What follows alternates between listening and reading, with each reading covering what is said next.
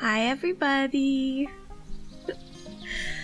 Welcome! Today we are working on Chibi Rock again. I'm very excited because I've been looking forward to rendering her for a long time.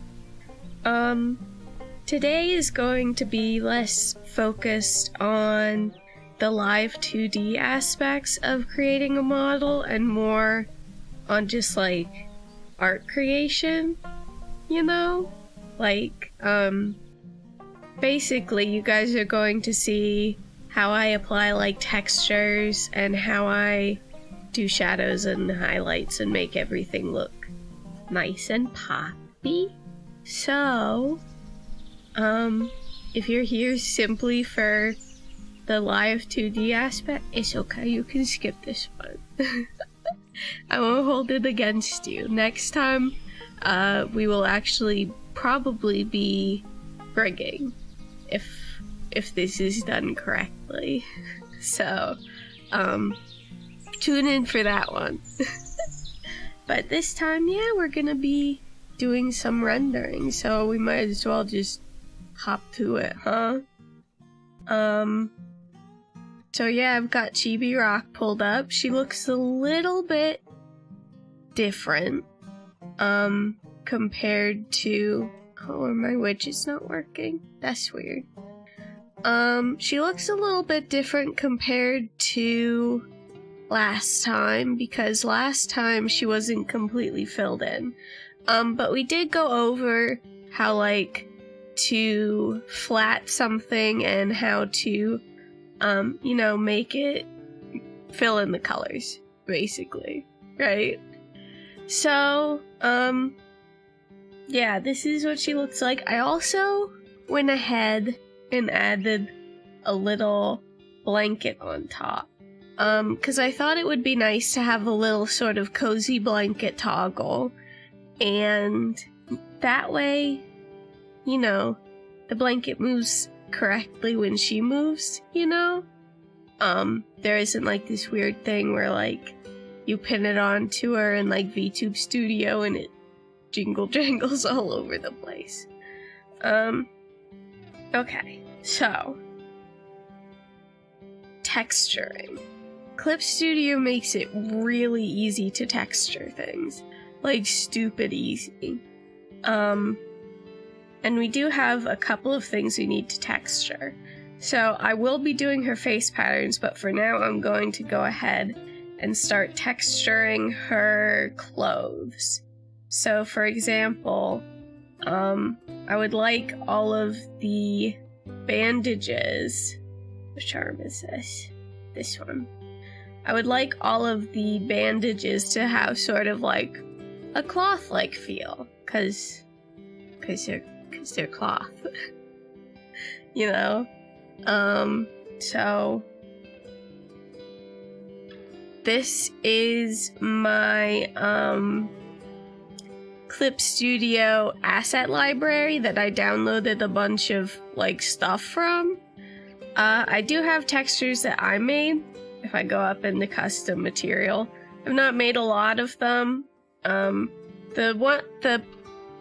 The pattern on the blanket is one I did make, and I'm pretty proud of it. But the rest of them are sort of like, mediocre, you know? So for this one, I don't really want it to have a pattern, I want it to have a texture. So I'm gonna go ahead and pop open these monochromatic textures and see if there's any, you know, fabric-y things I like.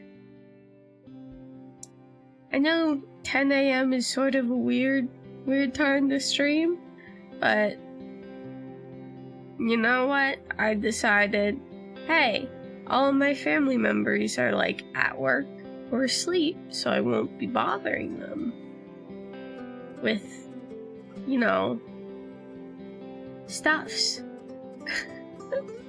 Okay, sorry.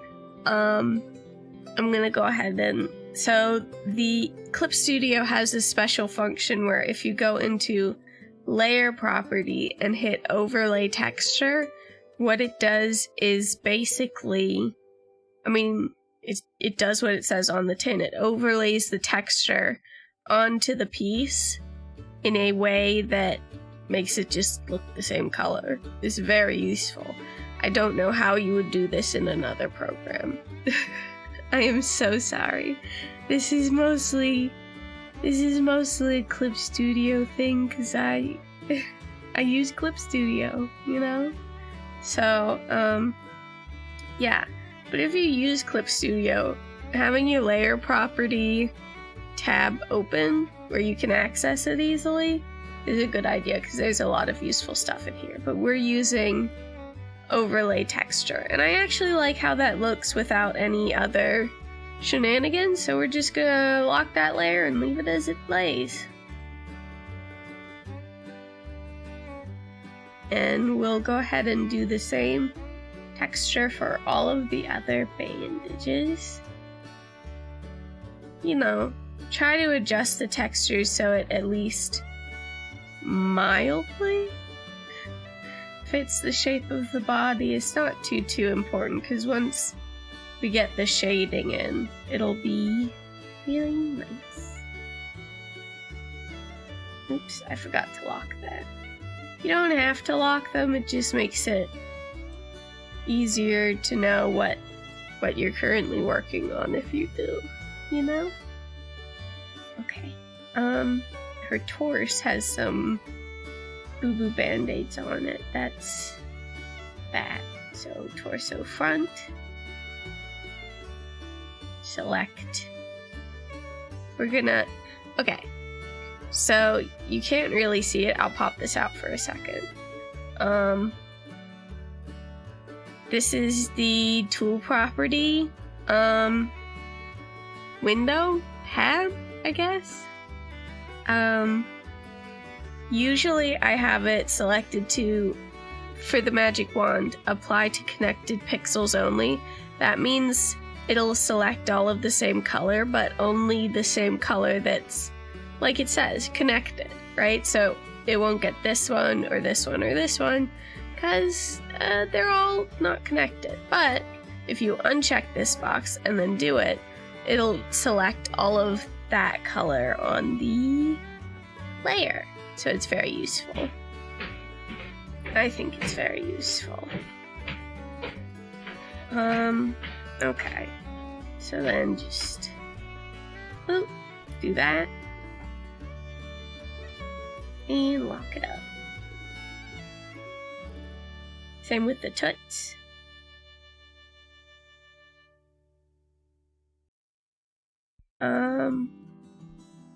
Which leg is this? This one. Okay.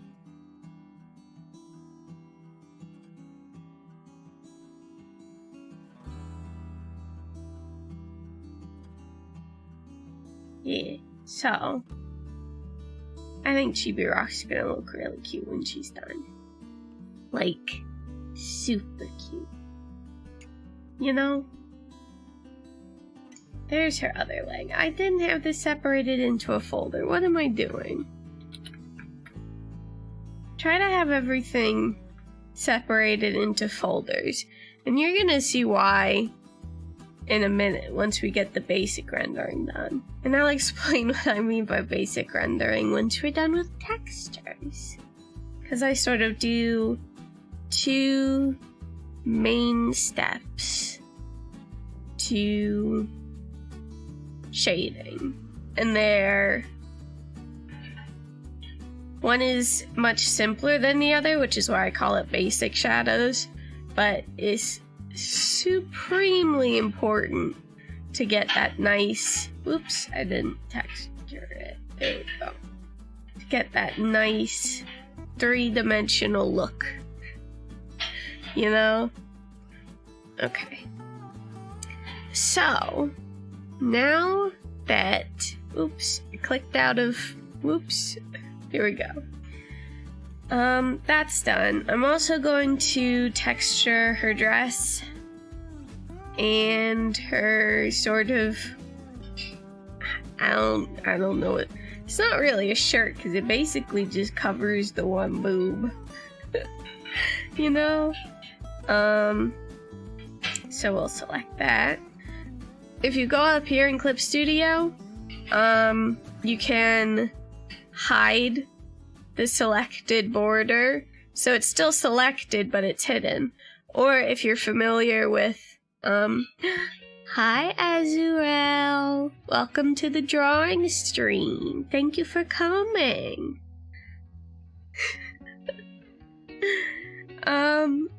What was it?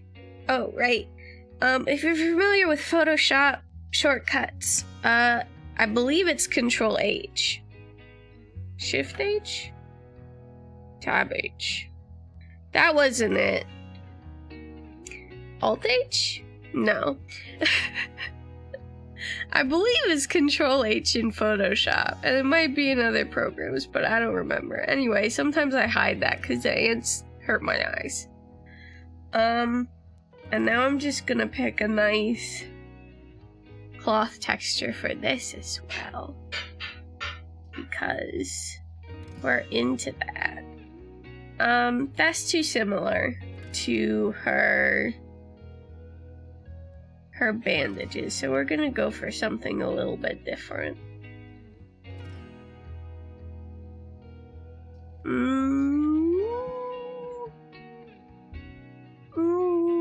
I sort of like it, and yet I sort of hate it, so we're not gonna go with it.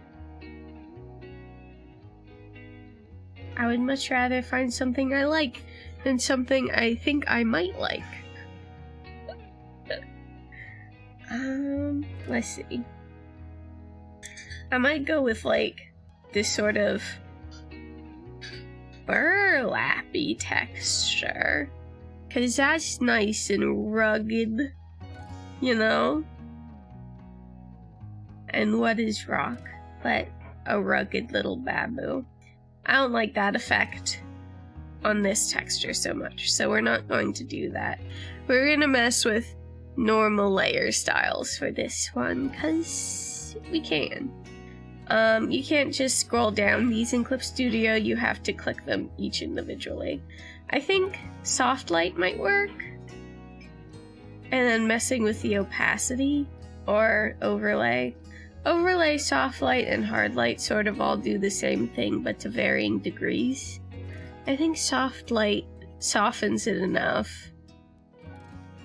that maybe opacity will be enough.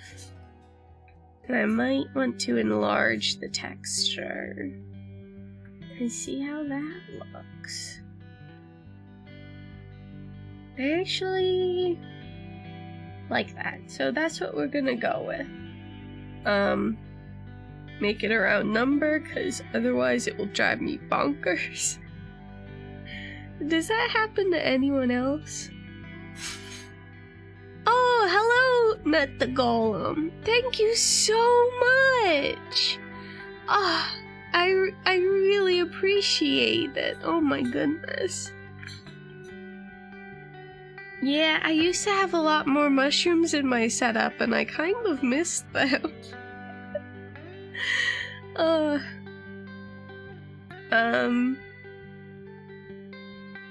But thank you. Yeah, I drew the tablet myself, so I'm pretty proud of it. Not to brag or anything. Okay.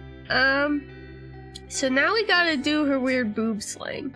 And this one, we're gonna have to, if I hide her face for a second, we're gonna take the hug bug away. Just for a second. He'll be back. Cause I'm gonna have to match up. If we look here, I've connected the back of the torso with the front of the torso. So, we're gonna have to do some matching there to make sure it looks nice.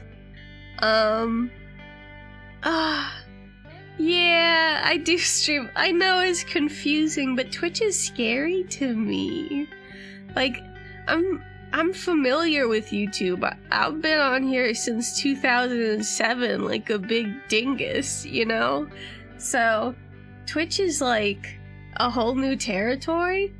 I don't know, sometimes people there are like me, and the idea of being raided is horrifying to me. I don't know, it's just spooky. Thank you. I appreciate that. Okay. Boob sling. I want this one to be softer, and I'm liking the way these sort of tissuey watercolor textures look. Not that one. That one's too washed out. But something that's got some nice wrinkles in it to offset the other very structured feel of the other fabric. That's something to think about when you're putting in textures. A lot of people are very scared of them, you know? But like, finding textures that complement each other is pretty simple when you try to pick things that, like, this one is sort of more of a structured look, this one is more of sort of like a flowy look. It's like putting together an outfit, you know? Yeah, thank you guys for being so understanding. I struggle a lot with, like, just being a real anxious dingus. So I'm like, you know what? I'm gonna make it a little bit easier on myself and stream on YouTube. I keep trying to put my I just, instead of using the magic wand there, if you hit Control and then click your layer, it selects all of the stuff on the layer. So that's a useful shortcut. Oh, I don't remember which one of these I used. Let me see. Oh. I don't remember what I was saying. Oh well. It probably was not that important. These are all pretty similar, so again, this probably isn't all that important as well. I never claimed to be a professional. Just an enthusiast. What did I set that to? Soft light. Yeah, that makes sense. I'm a real fan of soft light. I think it's one of the best sort of layer filters there is.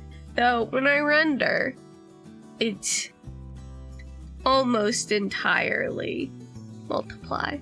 I'm trying to get out and talk to people on Discord, and I usually sit there shaking, afraid to say hi, so no judgment here. I feel that so much. Discord is like the wild frickin' west. What am I supposed to do on there? My friend Potion, she's being very patient with me and trying to help me get over, like, that fear, that innate fear I have of Discord. But I don't know, something about, like, the notifications just make me so anxious. I can't even deal with it. You know, like, I'll ignore people for weeks on there and come back and be like, sorry, it was just too spooky. Okay, so, something I like to do with skin tones is, there are these nice, I don't remember what asset pack I got them from, but if I just drag this out, these are all skin tones, and if you look, it's got some good pore detail. And, like, it's a really nice, subtle texture that you can't really, like, your brain doesn't register it as a texture, but your eyes do, you know? So, when you add shadows and highlights to it, it just makes it pop that little extra step, that little extra bit. So, whenever there's skin, I like to try to incorporate these textures into it. And since scars are exposed skin, that's what we're gonna do next. I just, one of the that's so cute. You guys are so cute. Oh my gosh. I was thinking of making a Discord. I have the Discord. But, I haven't done anything with it because I just got spooked. I got mildly spooked, you know? I only started drawing a few months ago, so any advice is good advice. Wow. I got some any advice for you. Can't say it's good, but I got some any. Let's see how that looks in soft light. It's not quite the correct skin tone I'm going for. What does it look multiplied? Oh, I think this might be the one I use for her scars. We'll go ahead and lighten this. And again, this one is going to be a really subtle texture that doesn't look like it's doing much now. You know? But it's going to do a lot. I get excited and annoyed some people. I understand that too. I'm so excitable. I really am. It's a problem. But you know, I've met a lot of, like, wonderful people. Wonderful people these past few months. And, like,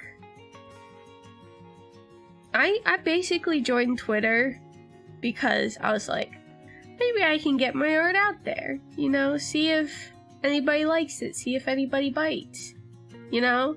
And what happened was that, but also I got friends? What? Are you kidding me? It's bonkers.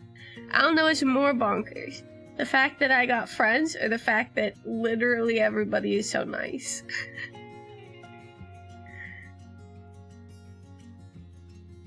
Okay. This is the part where it's like, oh, this isn't hard work, it's just tedious. But if you're going to be making a LIVE2D model, that's sort of the norm. It's like, oh, you know, that's how I found you. Your stuff is awesome, and I love the monster designs. Oh, thank you. I love drawing monsters. Oh my god. Yeah, I'm really happy about it, Azuro. Like, it's great. I'm very happy. I don't get out much, so it's just one of those things, you know? Okay. We still need to do her little torso scars.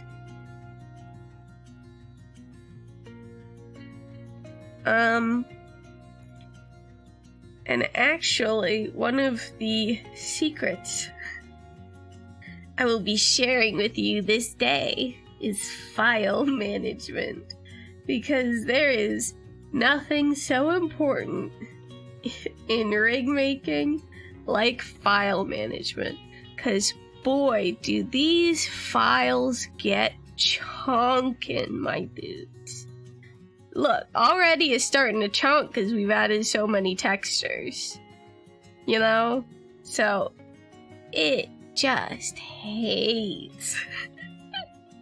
Hates what we're trying to do. Oh, that's right. Did I teach you guys how to do knockout? I'll teach it to you now. That's okay. I'll teach it to you now.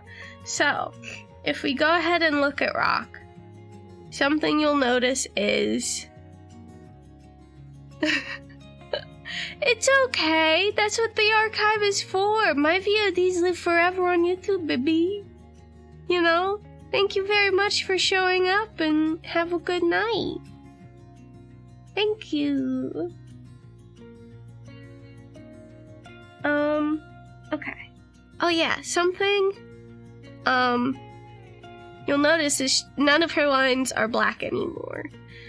Obviously, if you want to do black lines, go for it.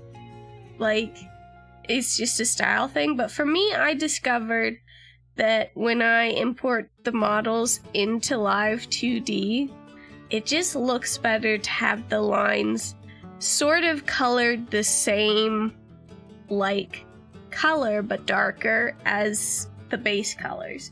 So I'm gonna go ahead okay, so we're looking at her bangs right now, these bangs with the leaf on it, right?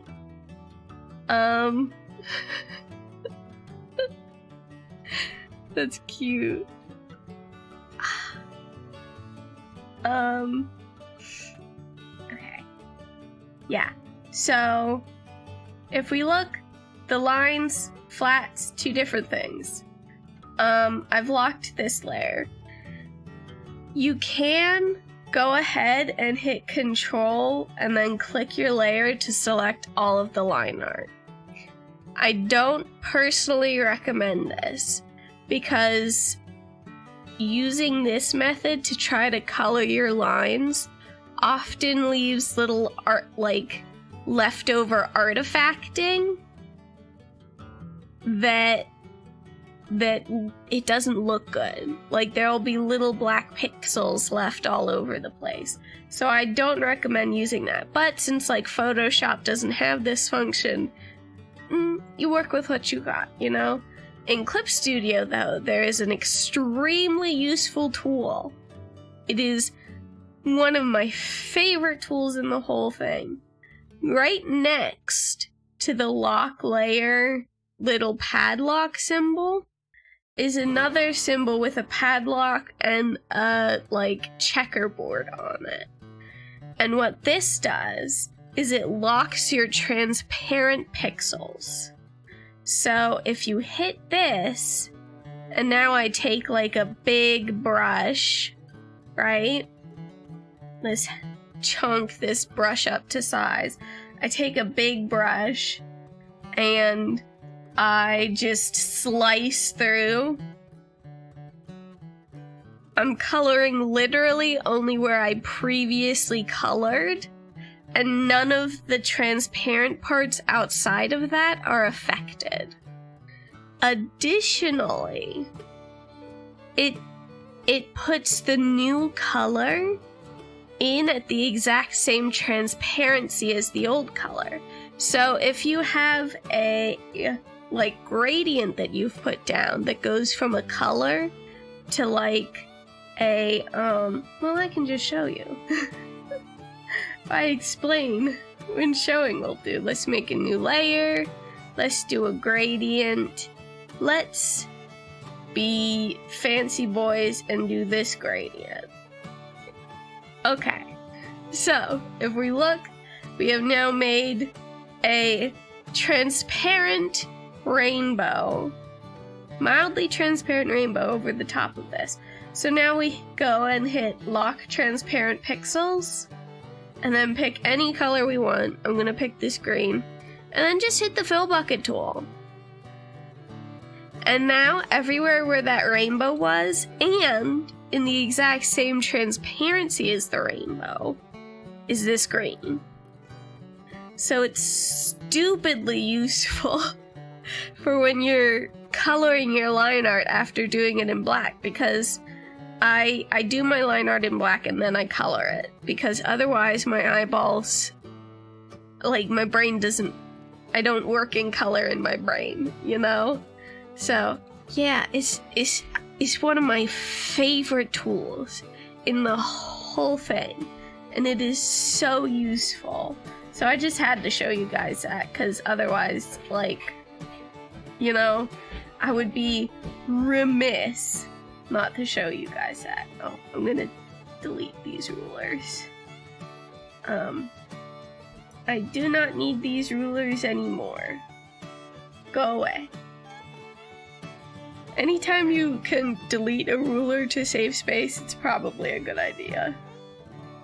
But I'm not working on that right now. I got to put these scars in.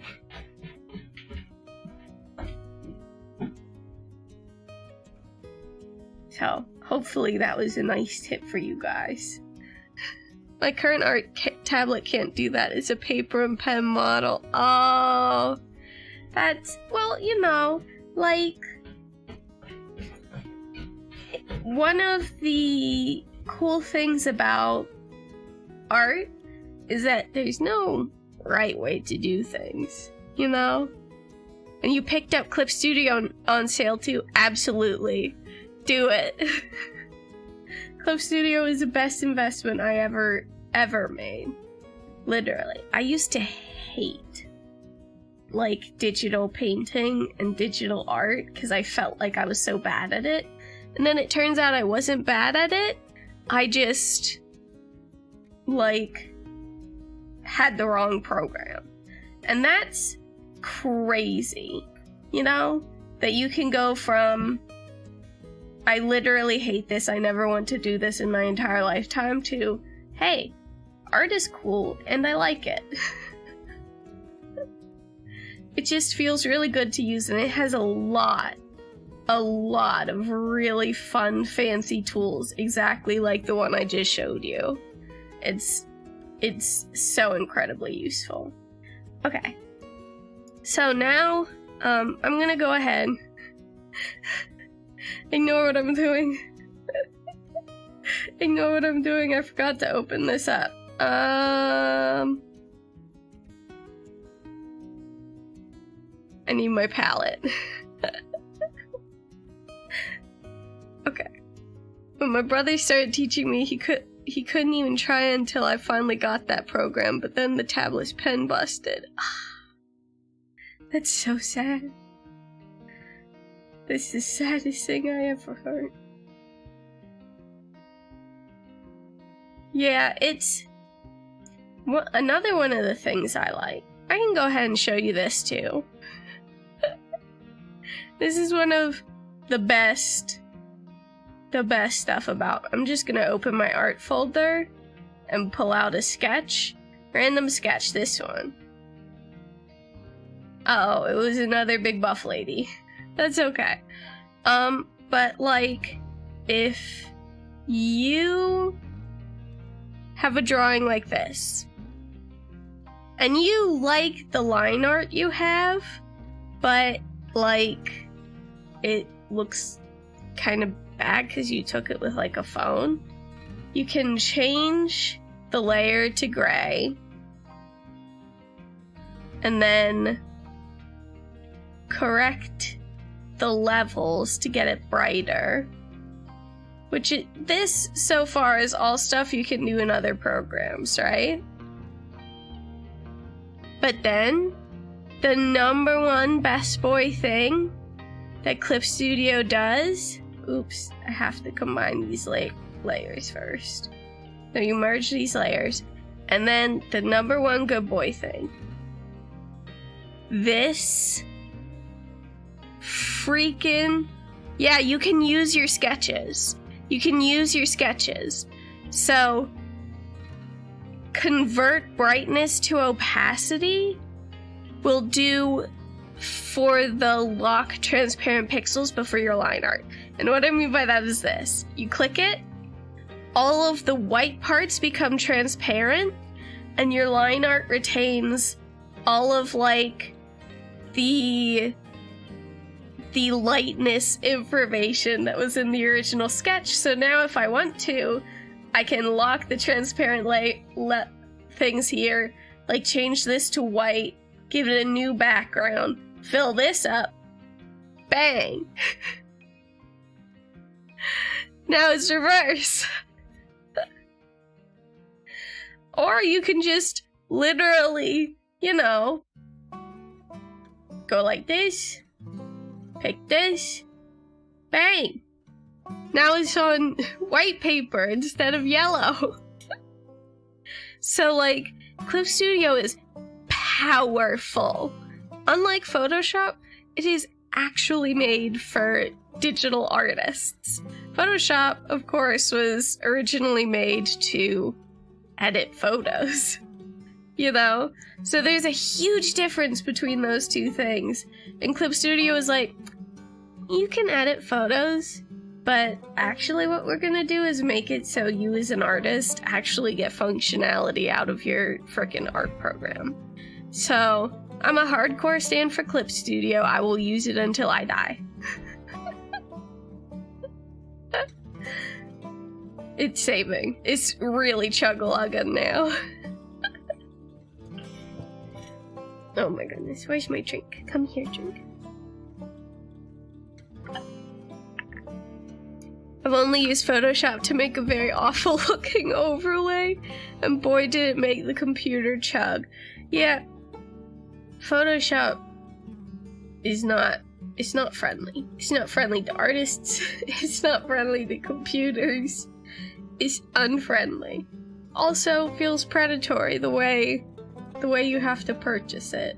Clip Studio, you just buy it once and you got it forever. Like, how great is that? I'm not sponsored by Clip Studio, by the way. I'm literally just a fanboy. Okay. So, what I'm going to do now is, in Clip Studio, there are these very nice rulers you can use, and I'm going to be putting in Rock's patternings now. So first I'm going to put it in with sort of a flat brush, and then sort of feather it out with texture.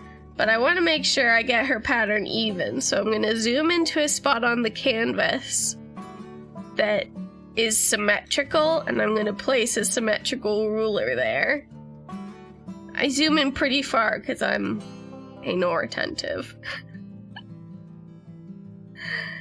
And, we're going to go ahead and fill in Rock's, coloring now. So, her tan coloring comes down along the side of her nose. That cuts it a little closer than I should like.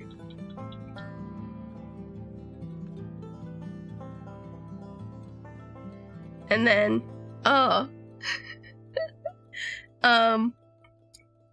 here's another function in Clip. I guess this is a Clip Studio class now. I guess I've made this a Clip Studio class now. Down here at the bottom is another one of your best friends. It's the rotation tool. So you just click and slide it to the rotation you need it to make the line you want. And then when you're, or you can, you know, hit rotate left, rotate right. And then when you're done, there's a reset rotation button and you just click it and it's back to normal. So I'm right-handed, so I'm going to tilt it this way to facilitate the natural curve of my right hand. Boom. Like that. How cool is that, huh? And then we're just gonna keep doing the same thing. We're gonna tilt it like a madman and get down to clown in Chinatown, you know what I'm saying? So, let's see. Comes down along her cheekbones. And then comes in like this. I'm literally looking at my model as I do this because I'm like, how does her patterning work? You know? Yeah, exactly. Optimal schnoz configuration. And then go ahead and fill it in because, you know, we have to deselect it. And then go like this. Oops. Apply to connected pixels only, please. And then we just, boop, fill it in. And already she's looking much more like her normal self. She, of course, has the cream layer as well. But we're going to go ahead and do all of the parts we need to do with the tan first. So we're gonna do her neck now. Her neck is separate. I honestly don't really know why I made her neck separate, but sometimes in rigs you just try things. And since her neck and her body aren't symmetrical, we're just gonna do symmetry by eye because that's going to look more natural. So it sort of starts up here and goes like that. Starts up here and goes that? No. it's a little more over to the side because her torso is slightly turned. And then we're going to hide her big old dang old head for a second. Ignore the nub. This is the part of rigging nobody tells you about, all the hidden nubs everywhere. Ignore the nub. The nub doesn't exist. And then just fill it in. Boop. And we'll do the same with her torso. And then we'll feather this out on all of the parts. And the feathering is gonna make it pop. The feathering is what's gonna make it look like fur. So select all of the parts that we need. I'm gonna turn the ants off so my eyes don't bleed. Tan. The sheer amount of Clip Studio and nubs in this stream is palpable. What other stream are you going to get this amount of Clip Studio and nubs, huh? Tell me. Nowhere. I've got premium nubs. Okay. I'm gonna do my best to line these up. Doesn't have to be exactly perfect right now, because again, we're gonna go back. Like that. Hide the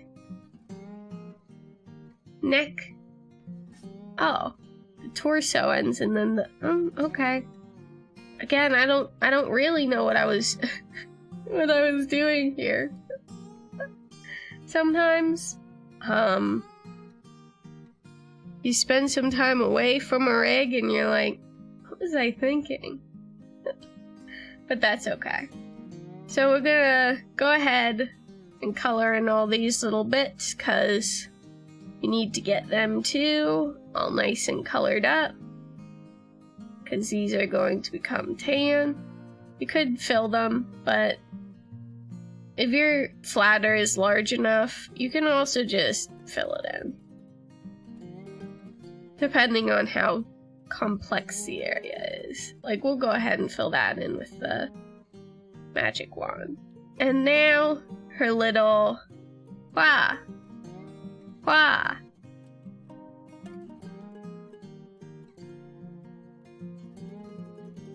The sound effects are important. That's my secret. I never know what to think. Oh, I had it on select all. There we go. Ah, she's looking so good. I mean, she's very bald at the top, but ignore that for now. She's looking pretty good. So, we're gonna go ahead and select this up again. Not this. All of these bits. And now what we're going to do is we're going to feather it so it looks like fur. I have a special brush I use for the feathering. The sound effects improve anything. Yeah. Schwa %. You get me. You get me. That's nice. So, if you look, it's sort of just basically a bunch of little dot brushes that, when pulled together, look a lot like fur. And so what we're going to do, I like how it looks best when you're doing it from this angle. We're just gonna color in the fur now. Just feather the edges. And by doing this little bit around these sort of patterny parts, we imply that the rest of her is furry too, because, you know, we've got all these nice fur lines. Boom! Look at how easy that was.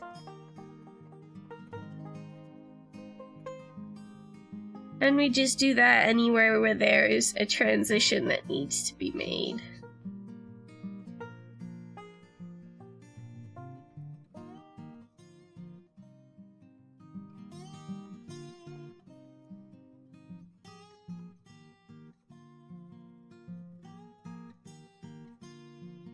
Really make sure to blend in the edge, because if people can see the edges, they're gonna be like, what is this? This isn't art, this is garbage. No, I love it! I love it, Nut, it's great! I'm here to draw and to hang out. Like, if I was just here to draw, I'd just be drawing, you know? Like, I wouldn't be hanging around answering questions and chatting. I'm here to be here, baby.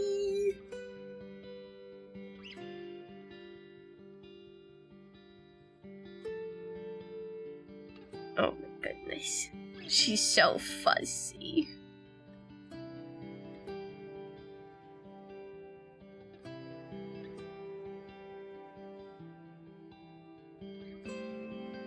Oops, did I color in her scars? I covered up the scars. That's okay. I'll show you. I'll show you what I did, and then I'll show you how I'll fix it. So, I put the patterning on top of the flats layer, and the flats, of course, contain the coloring for her scars. Yeah, she's a little fuzzy friend. So I'm just gonna select her scars and then go back to the tan layer and hit delete. Boom! Her scars are back. Oh my goodness, that was silly of me. Okay. And now we're going to continue up the neck and onto the face. Come on, I believe in you. Okay, neku. Neku. Oh yeah, that's right, because of the... I see why I did this. Past me isn't as much of an idiot as I thought. It's probably explained why I did this in the other video, but I just now remembered. Yay, she's injured again. Look, those are nice, healthy pink scars. They healed over. She's fine. Ignore all the bandages. Ignore all the bandages, it's fine. It's fashion. There's no wounds on this baby, don't think about it. Oh gosh, what have I done? What have I done?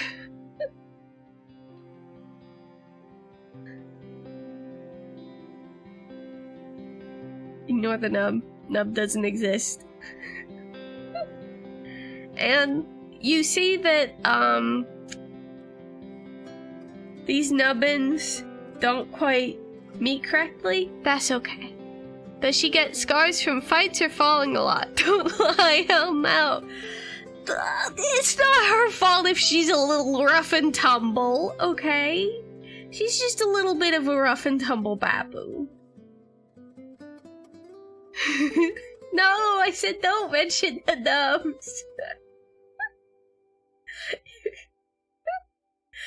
It knows when you speak its name. Don't do it. Oh my goodness. Okay. I'm gonna leave the symmetrical ruler on here. Ooh, here's a helpful tip. If you're working with your favorite brush and you decide this needs to be symmetrical, and you start using your favorite brush in your symmetry ruler, and it doesn't show up on the other side, there's a fix for that. So, in the tool properties window, there is a little wrench in here down in the corner. Click that wrench, because what that does is it opens up the tool editor. And it's very simple. All you have to do is go to the correction tab and hit enable snapping. This makes it so that it listens to what rulers tell it to do. And so, like, it'll snap to rulers so you can use it to make straight lines and circles now. But also, it'll listen to the symmetrical ruler and you can get it on both sides of the face. Right? So, another little Clip Studio tip, because I had the soft eraser that I use, and it was not snapping to the frickin' rulers, and I was so mad. I was so upset eating my spaghetti because I had no idea what was happening, and then I learned that, and I'm like, this is a tip I will use for the rest of my life. I'm going to be a doll and pass it on. Cause boy howdy, nothing is frustrating like having a problem and not knowing how to solve it. You know?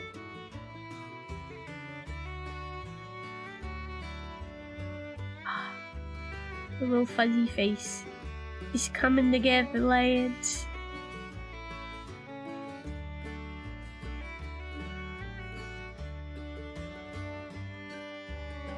Oh my goodness.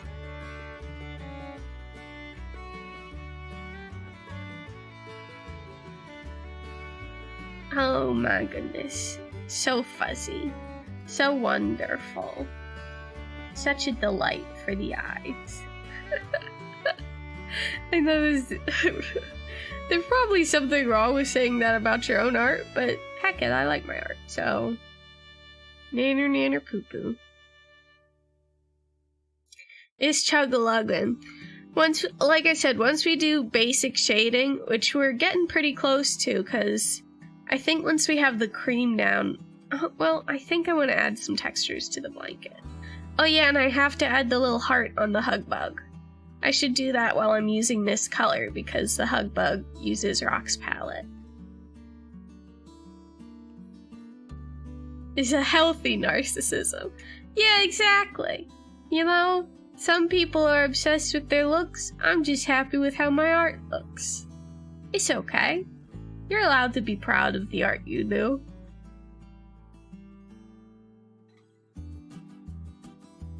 Took me a long time to get this way, but I will not back down from how much I like it now. I will toot my own horn, toot toot.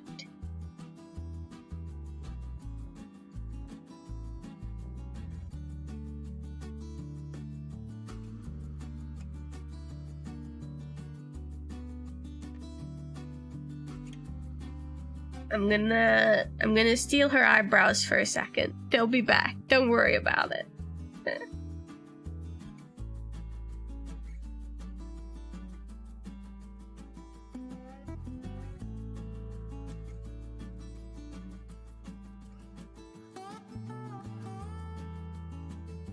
I mostly work on pixel art in digital format right now. I'm not that good, but I also don't think I'm that bad. Look. A lot of people in life are gonna try to bring you down, and it's good that you can recognize the things that are good about your own art. Because, you know, a lot of people get very caught up in pointing out the things that, like, could use improvement, that they forget to mention, yo, this part looks dope as hell. You know what I'm saying? So, I'm very glad that you can appreciate that some parts of your work is dope as hell, and although you've got some parts you still need to work on, you know, it's okay, like your art. It's okay, like your art. Joffy says delete your art, that's acceptable, but also like your art.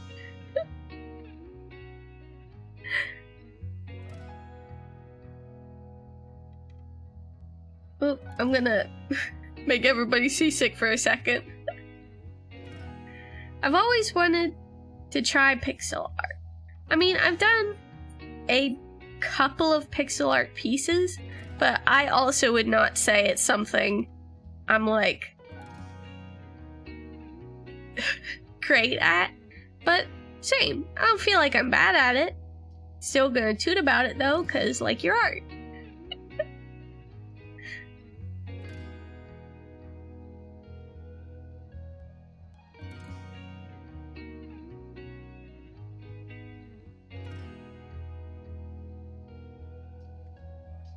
Okay. And remember, draw from your elbow and shoulders. Don't use your wrist. It'll poop out on you. And then, what are you gonna do? You don't got a wrist no more. It's just a hole where your wrist was. And by a hole, I mean carpal tunnel. It's some bad stuff. Oh my goodness. That would be so cute to incorporate it into stream avatars. Oh my goodness, that would be so cute. You'd absolutely have to share that with me if you did that. 100%. I forgot to do the stuff under the nose. 'Cause when you're rigging, you never know what parts are gonna peek out. So you want to make sure that it looks at least acceptable. You know?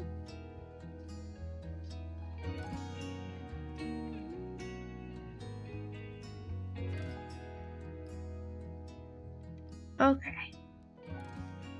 Let's get this under nose looking fuzzy.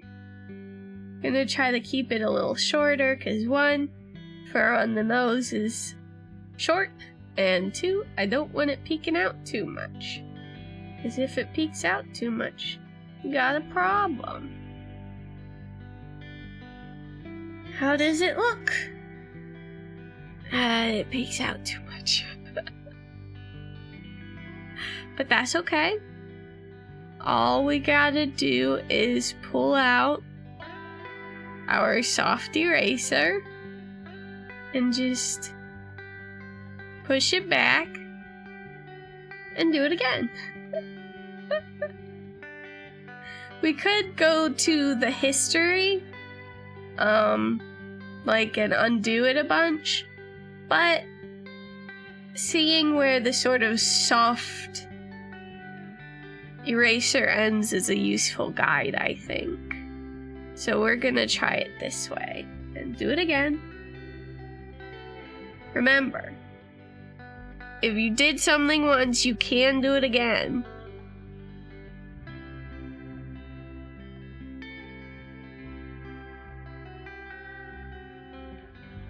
A lot of people, that's a fear they have, that like when they're working on something and they put so much effort into this part and it looks good, but there's like, it's in the wrong place, or it doesn't look quite how you wanted it to, and people are afraid to like do anything about it because, you know, it took so long.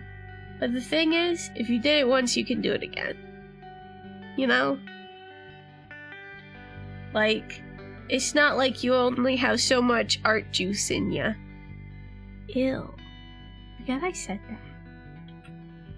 That was gross. Okay, we gotta do the ears. I forgot that the ears exist. This baby's got a lot of parts. But so do all rigs. Okay. That's true for everything besides dying. You know, when you're right, you're right. I cannot argue with that logic. I have been vested. Oh my goodness. You're a hoot. You're a hoot and a holler. Okay. Symmetrical. You'll notice that the ears are still sharing a layer. I haven't separated out the parts yet. We're going to be doing that after we add the basic shadows to everything, separating out the parts. 'Cause that is an important part, a very important part of Live2D. But by not separating it out earlier, we now get to use the same symmetrical ruler trick we had been using for the ears. So if I zoom out and scooch down, you can see it's happening on both ears. And that's what we need. So, we're gonna go ahead and add this in where it needs to go.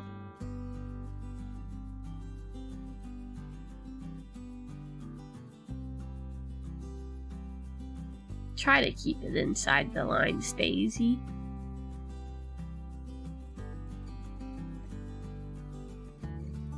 I've got an electric blanket on and it is too hot. I am turning it off. Okay, there we go.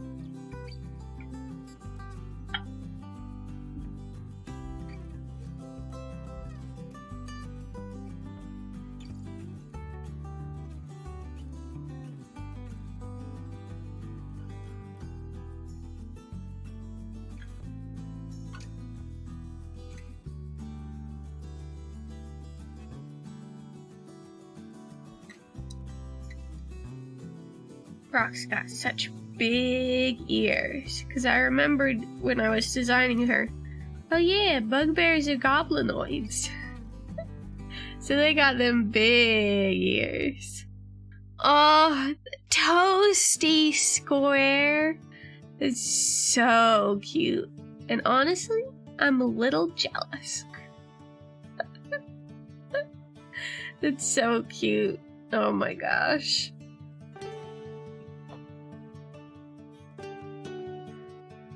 Kitty cat's relaxing in a nice warm place.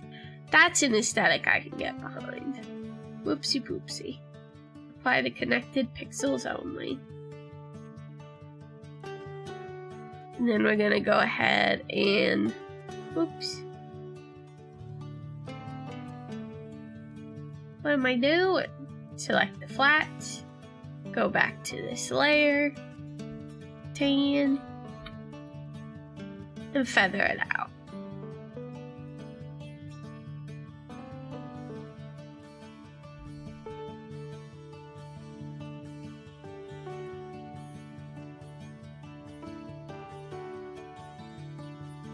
Is it bugbear, bugbear, or bugbear? I believe it is the last one where it is unhyphenated. It's a large type of goblinoid creature. They are essentially the boogeymen of the fantasy universe. They are very, very big, very, very strong, and also very, very sneaky. So they sneak and creep into places they don't belong, and then because they're big, they do a big ouch. You know? But Rock is... Heck. Okay. I forgot to select both of the ears, so we're gonna strike that. Heck. Make sure you always have both of the things you want to be symmetrical selected.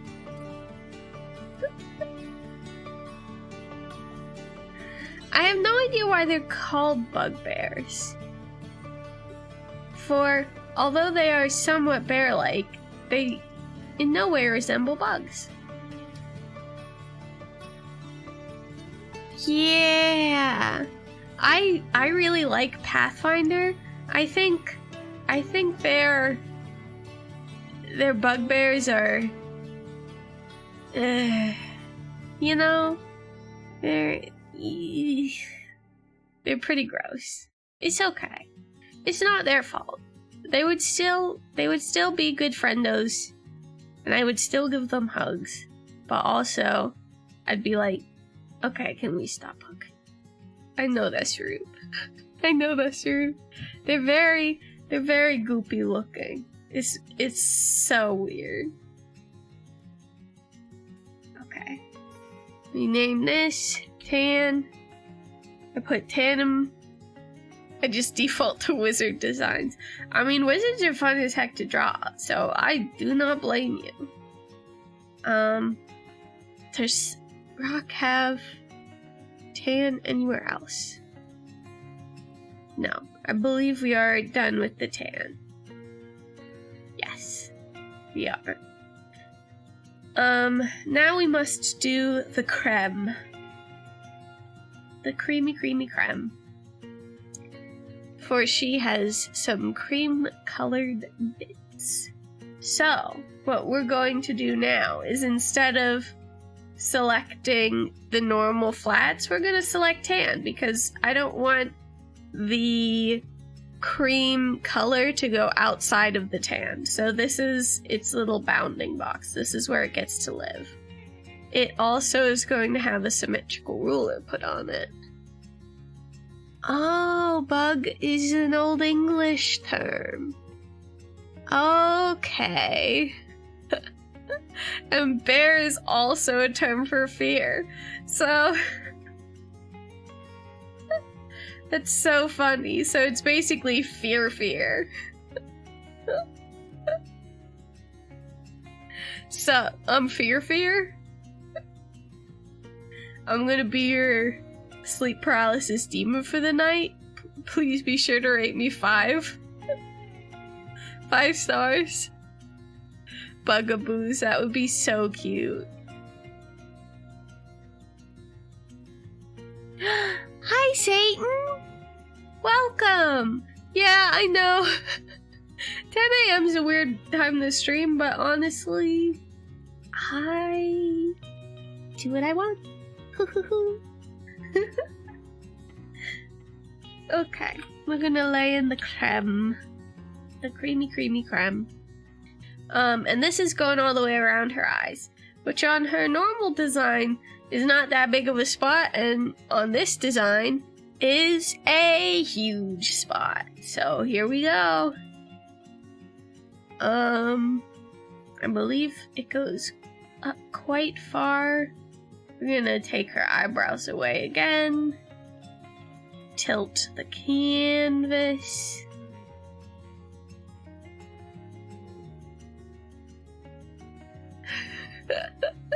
You've not been bugging me. I have been having fun. So there. I think you're nice. What are you gonna do about that, huh?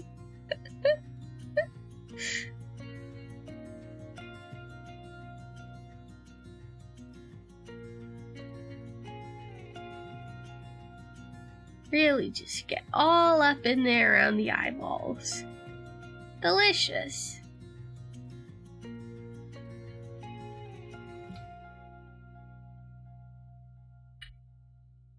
Then select them.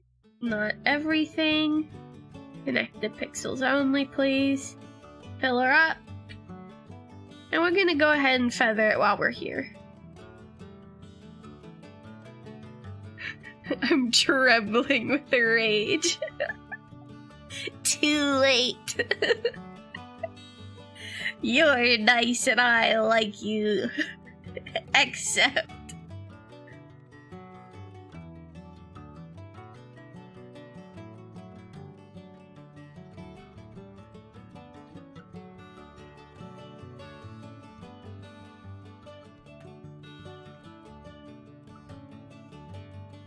Oh my goodness, she's looking so fuzzy. Maximum fuzzy, which is good, because this is her sweet little babu form. Whoops. How could I? I forgot to select the bounding box. There we go. And get rid of the ant so I can see. There we go.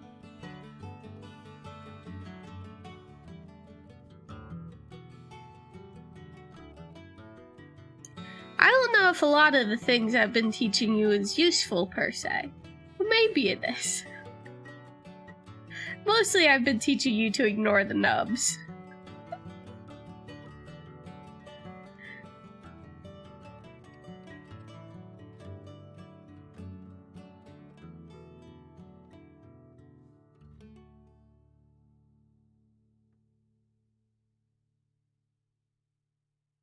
Oh.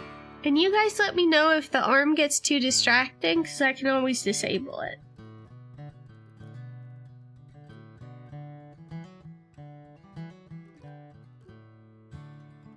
And yet I see nubs aplenty. No! Lesson 1, ignore the nubs. Lesson 2, listen to lesson 1.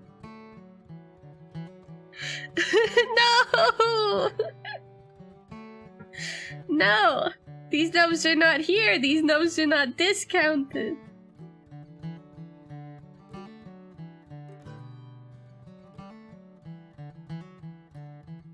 No! Satan, not you too!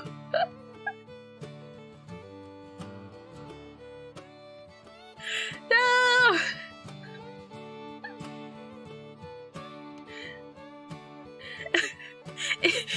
Is this what being bullied is like?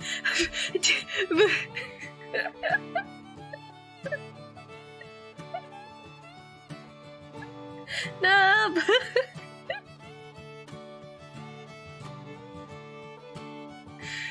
Oh my goodness gracious. Well, I warned you, Bugaboo.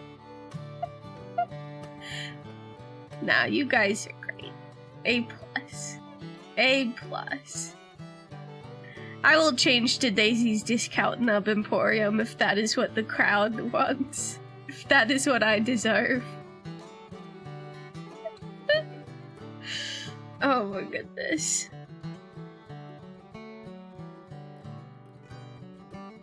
Yo, I zoomed out. Look at how cute she's looking. Oh my god.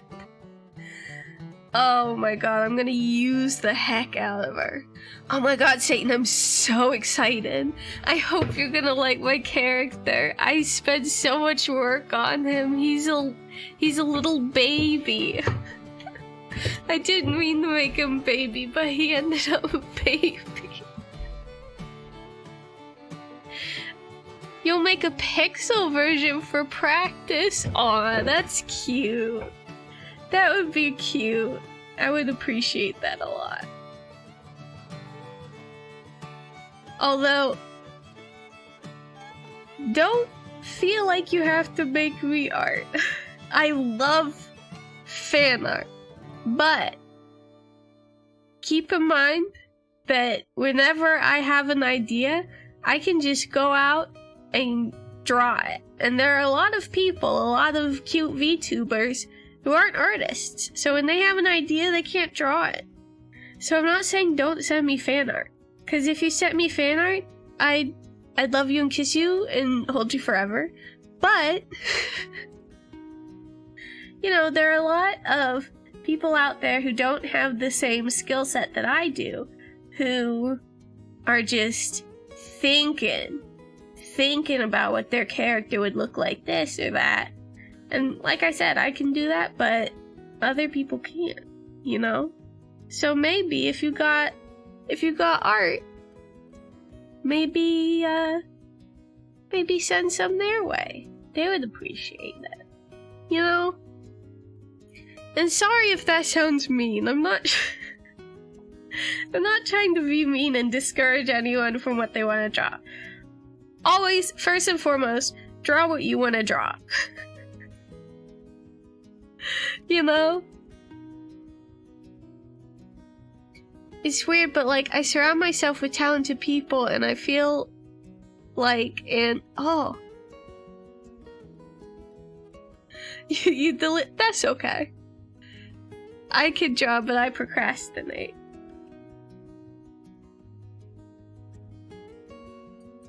I procrastinate all the time, Satan. It's a problem.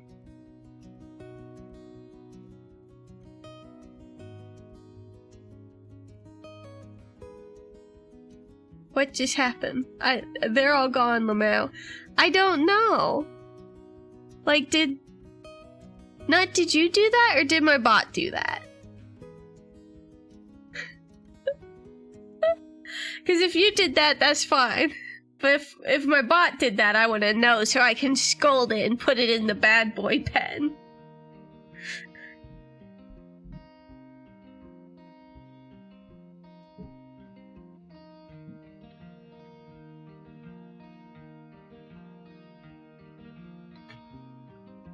Oh my goodness.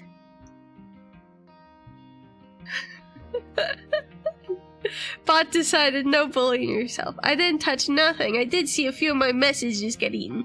Bot, you're overstepping your bounds. I'm gonna change you so fast. No.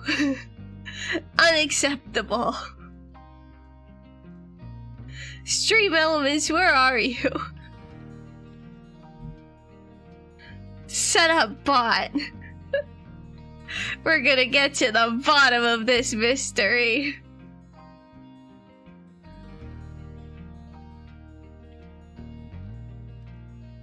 Uh-oh. Uh-oh. Uh-oh. What's happening? I don't think I did it correctly. What's Is it back yet? Oh my god. That was scary. Stream Elements, where are you at? I've got a bone to pick with you. It might have been because they were like, this is so much text, but I like a lot of text. I want to hear from people who are being cute. Are golems bots? Uh-oh. You can't just hit me with a philosophical question like that out of nowhere. Nut. Ah, are golems bots? I mean, I think they might. I think they might. I think they might be. Stream Elements, come on. Come up. It's not...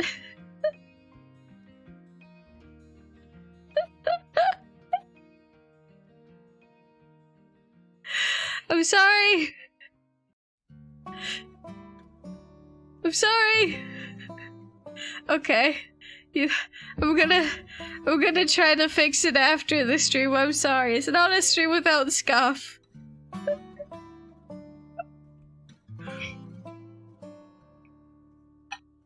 I'll fix it. I'll fix it in post. I'm so sorry. If a message disappears, my bot's being a naughty little boy, and he is most assuredly getting spanked after this. Oh my goodness. Oh. Okay, well, back to coloring this, I guess. What is life? What is love? Baby, don't hurt me no more. You know? Deleted from existence. A fate worse than death.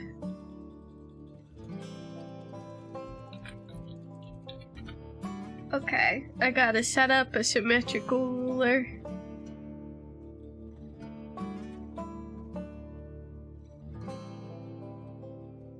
All the way in. All the way in. Now back to the nubs! Ah!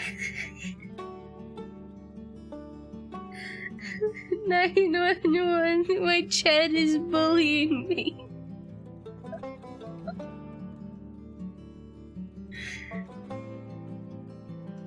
Oh my goodness.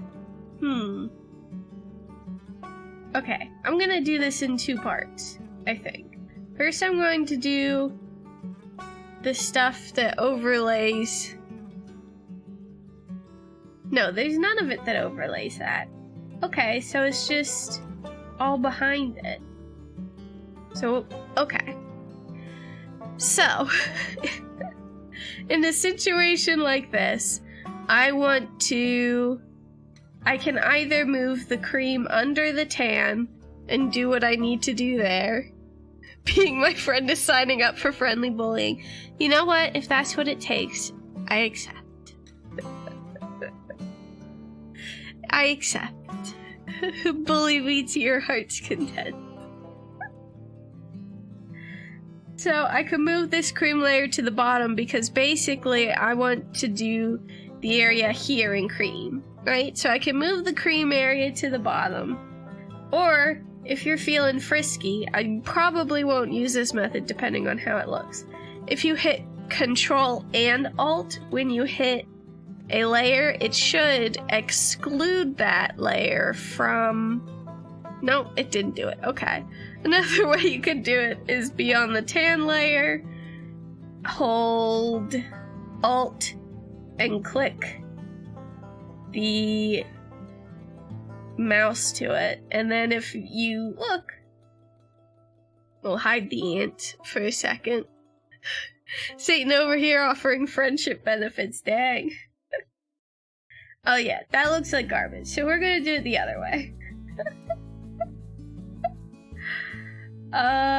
Wow.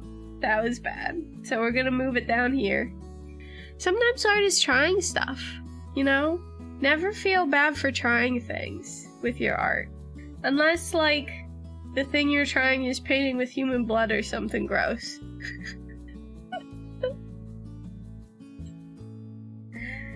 I don't know why you'd be using that as your medium, but I don't know. So, people have different tastes. Okay, we're gonna go ahead and tuck the cream in. That's a weird sentence I've said, but, you know, I stand by it.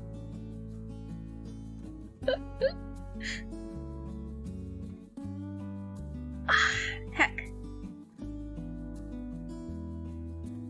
What's happening? What am I doing? I got bullied a little bit and I forget how to art. Okay. Select this. Select this. Here we go. Now we're arting. Oh my gosh.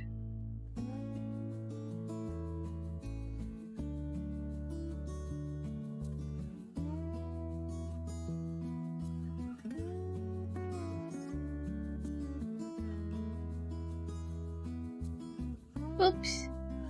Because if you'll notice, her ears are symmetrical. But I made the hair on her ears not symmetrical. No, wait. Is it symmetrical? No, it's not symmetrical. But my brain, like, turned to mush when you arrived, Satan. I don't know what happened.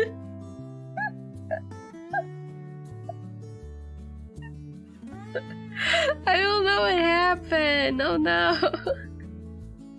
It's okay. It's fine. We're still okay. Making me want to get up and art today. Heck yeah. Do it. Give in. You know you want to. Everybody knows the best part of waking up is art. Art. You stole the art phrase, Al. There's only one. And since you're getting ready to art, you got it now. Okay, let's fuzz this up. We don't need to fuzz behind there because this is all going to get flattened after we do some shenaniganery. Oh dang, I was gonna say, but I gotta get ready to work. Thank you for coming, Nut. I appreciate it. I hope to see you again sometime. Oh my goodness. Her little fuzzy ears. We gotta do her little heart chest now. And I gotta do a miniature version of all of this on the hug bug. The hug bug has special patterning too. Okay. So there's none on her neck in the cream, but there is cream on her torso.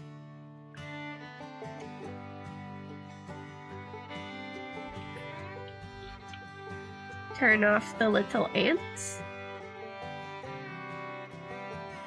And get ready for a little heart-shaped action. You're gonna look at it and you're gonna be like, oh my god.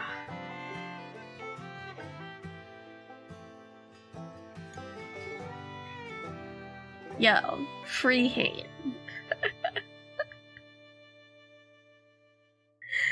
Okay. It actually looks awful.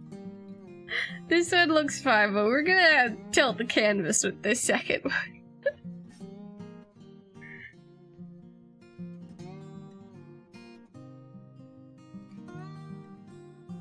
That looks better, but let's refine the shape a little bit.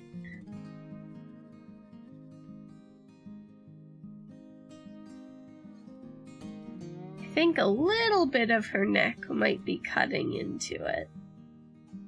So we're gonna take the hard eraser and shave it back.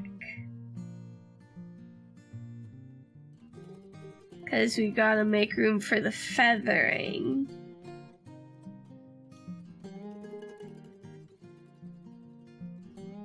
And it's still a little higher on this side, so we're gonna bump it up a wee bit.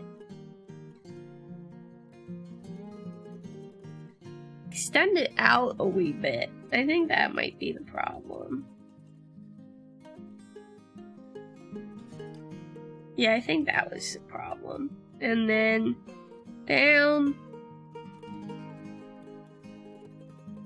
Like that.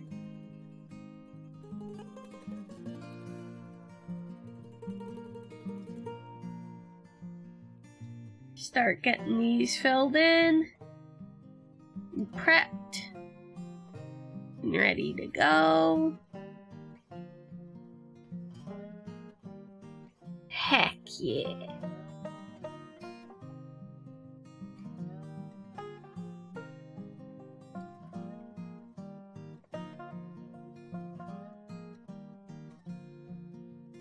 Heck yeah. I actually, with Rock's design, she was so, like, bulky, and I thought maybe she was getting a little on the spooky side. So I was like, you know what, to soften her up, I'm going to...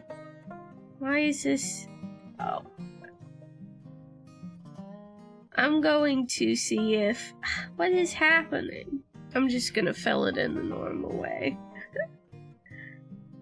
And then go back and cut out the scars again.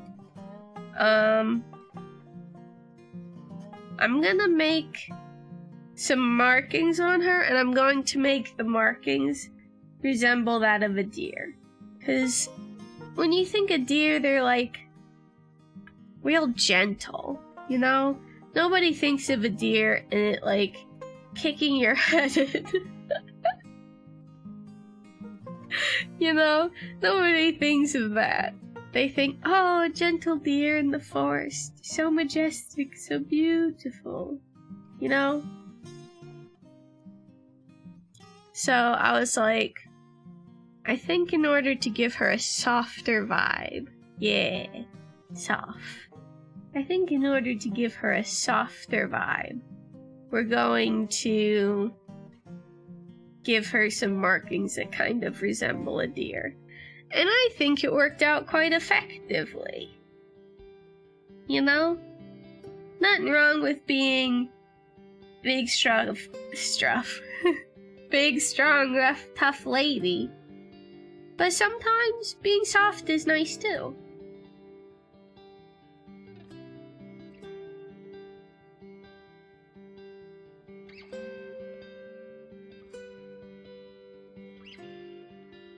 Life is balances and measures. Just like how we make textures look good next to each other, utilize a combination of hard and soft elements.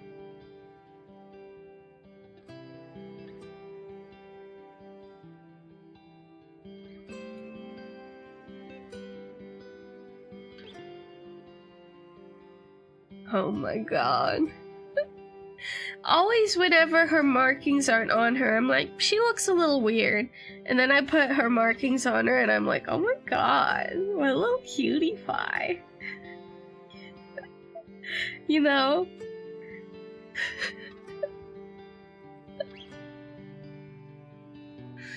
It's, fun fact, I have a satyr warlock named Marzipan who is soft chaos who will kick your ass. That's so cute. Oh my gosh. He's so freaking cute. I love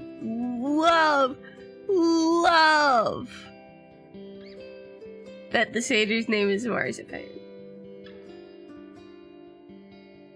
So cute. Probably would kick my ass. Doesn't take much.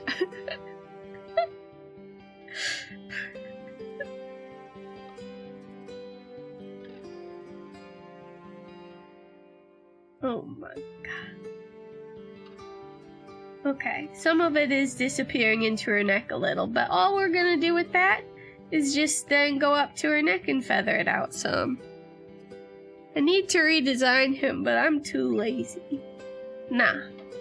Sometimes you're just not feeling motivated, and that's okay. Sometimes character designs pop out at you and it's like, and other times it takes a couple of times to get right. This isn't even Rock's like second iteration. I drew Rock so many times before this, before I figured out like what her vibe was, you know? Like, so many times. The first attempt at me drawing a bugbear was a nightmare. A nightmare. I can definitely show you his old design. I did that on my phone. I'd love to see it. Even if you're not, like, a big fan of it. But I'd love to see it. I love seeing other people's art. It makes me happy. But yeah, Rock's first forays into existence were pretty rough. In terms of design. So, I'm glad... Ooh, I got a ding-a-ling. I'm going to... I wonder who messaged me.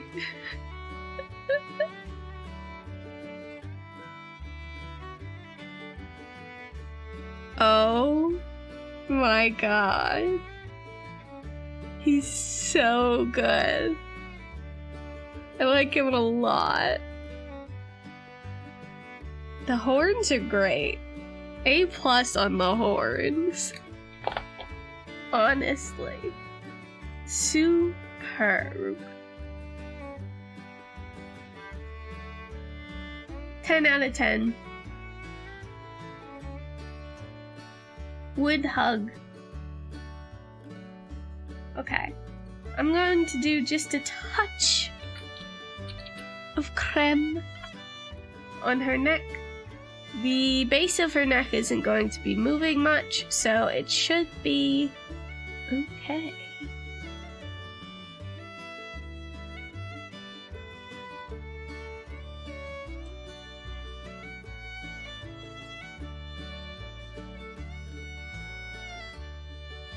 And these, I'd only really update him. His design is one of my faves. I agree. Excellent design. You know, just maybe a little update. A zhuzh, if you will. Okay. So we've got some hard edges in this model right now where things sort of abruptly end. And that's okay. Because, later on in the process, we are going to, feather out those hard edges. But for now, just do your best to sort of make it fit in with the part you already got at the bottom. And of course, we can always fix it later. So that looks fine for now. Creme.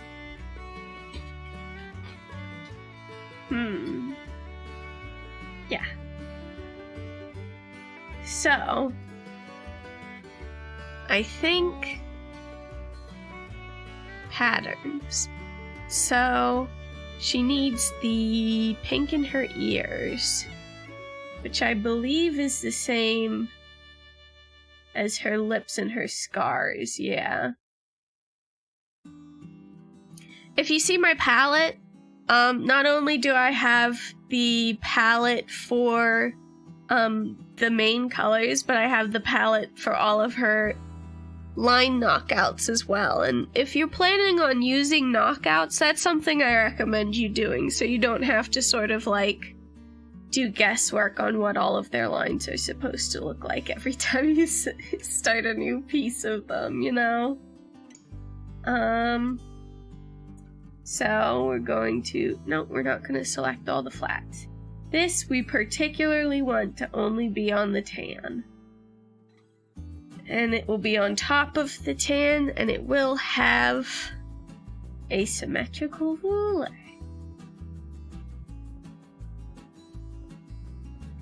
Zoom all the way in to get the symmetrical ruler correct. Boop. Zoom all the way back out. Because this is how we do things. Inefficiently. So, this is a very soft transition. And it's not a particularly fuzzy one, if you'll notice. Right? So we're going to do some of this with the flatter, but we're also going to break out a mixer. And this mixer is going to be important because it's going to be what we do our main shadows with. We aren't doing our main shadows after this step. We're doing our basic shadows. But it's important to keep in mind, hey, I'm going to need something that is soft and blends. Guess I'm grabbing my Samsung tablet to doodle along with you. Yeah! Absolutely! Doodle with me! That's my ideal! But, yeah, get something with a really soft edge and a blend to get the edge of this sort of area here. And that way we have a really nice, smooth, soft transition from the furry bits to the little pinky bits, which is so cute. Okay. And we're gonna call this Pink. Pinku. We're gonna lock it up. Let's put her hair back on. Let's see. Her blanket. Oh, her eyebrows are gone. There they are. I was like, where'd her eyebrows go? I think we're going to do... That's right.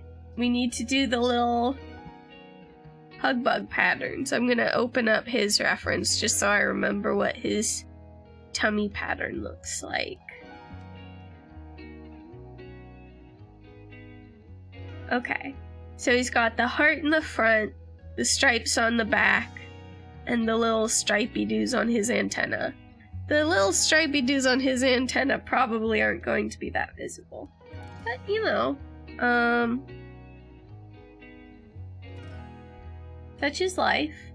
We're gonna select his fat little body. His fat little round little body. And we are going to put a little heart on this butt.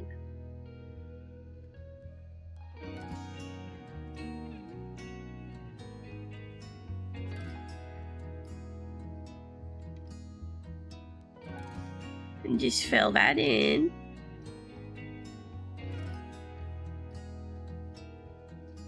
That reaches a little low.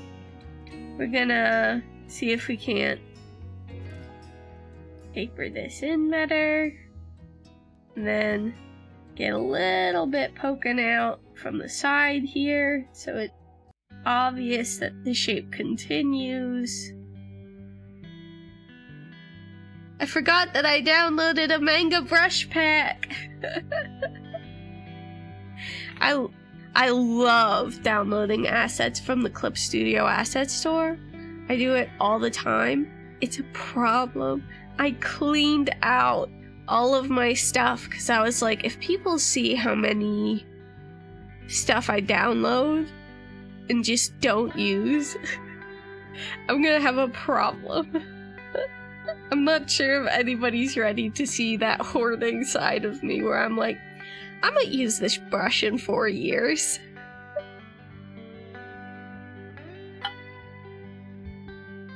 Okay. So we're gonna feather him out too.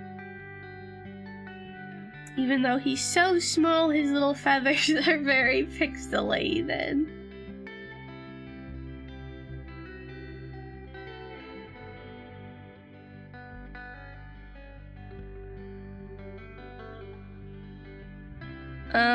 We're not gonna do his stripes because you can't see that much of his like side or back. We're just gonna do his little heart and maybe some little bits on his antenna.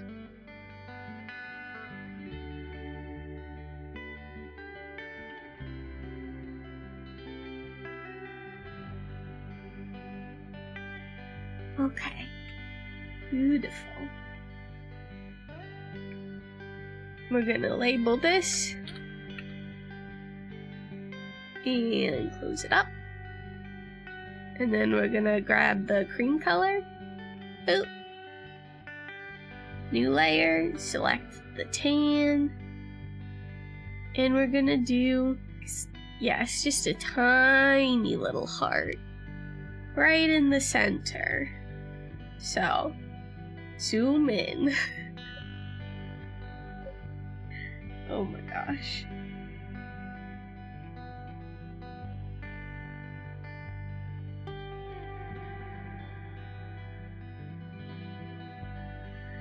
Actually, I forgot to show you guys. Are you ready? Are you ready? Rock's got a hug bug on her shoulder now. It's the same hug bug picture, just like plopped crudely on my shoulder, but I think it's pretty cute still.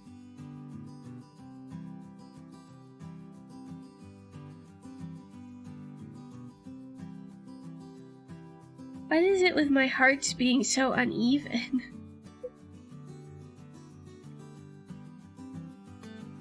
Okay.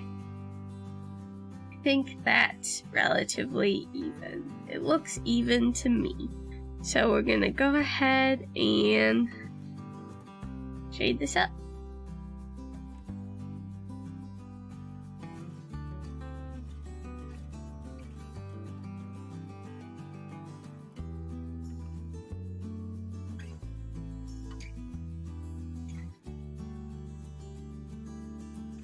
And do I want to do the parts on the antennas? Was that something I liked in the original design of the hug bug? I think maybe it was too complicated. Yeah, it was too complicated. So what I'm going to do is I'm just going to do a simplified version on each little antenna. And I'm gonna just... Which antenna is this? This one. I'm not even going to bother using the flatter for this because they're so tiny at this point, you know? So I'm just gonna use the brush. Paint. The fur brush. And do the little tip in tan, and then further up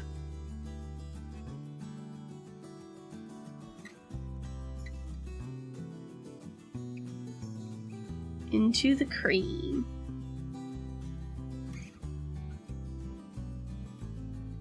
Texturing is a part that always takes so long for me, but it's one of those things where it's like, once you actually do it though, it makes everything look so much better. Like, adding textures to things, oh my gosh. Although I will say, the next step is going to be the part where, like, things get serious in terms of how good this looks versus how much effort it was to do. Because the next step is like 0 effort and looks so good. Okay. The leaves. The leaves need texture.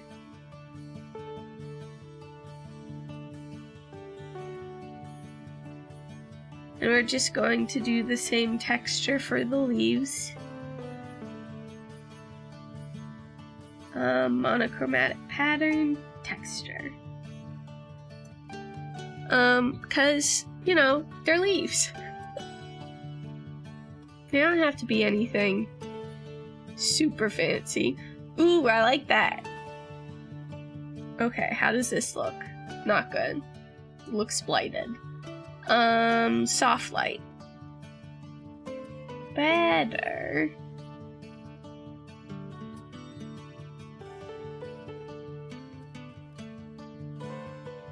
I quite like that. Let's see what else we have to offer. Don't settle. Try things. Oh, that's so much better. What does it look like this? Not bad. In fact, I'm gonna call that good and tasty. Which are these? Those are those. Oh yeah. Something else I did, between episodes of this, I did end up separating out these 2 pieces of hair. And the reason I did that is because they're going to require different motions in LIVE2D. And the way you can sort of gauge that for yourself is literally look at the length of the hair here versus the length of the hair here. This length of hair is going to have to move much more slowly and sort of gracefully because it's so much longer. It's being weighed down by its own weight, right? So it's not going to spring up as much. Whereas this hair up top, that's much shorter. It's all sort of sticking up right now anyway. So that is going to require much more bouncy physics. So I went ahead and I separated those out just so I could have the physics effects that I wanted. I know I started making this model because it's going to be a simpler model than Rock, but you can still, you know, separate it out a little bit more than what we did in the last episode, you know? I like how those leaves are looking. I think the last bit, no, my brain is not here. My brain is elsewhere. Okay, I gotta do her nose. Her nose and her pads. 'Cause they got texture. They're sort of rough. So, I know exactly what texture I'm using for this. Because I love this texture. I use it so often. Is it in my favorites? It's in my favorites. I think this one, did it come with Clip Studio or is it one of their recommended materials? I love this material. It just has so much texture and interest, you know?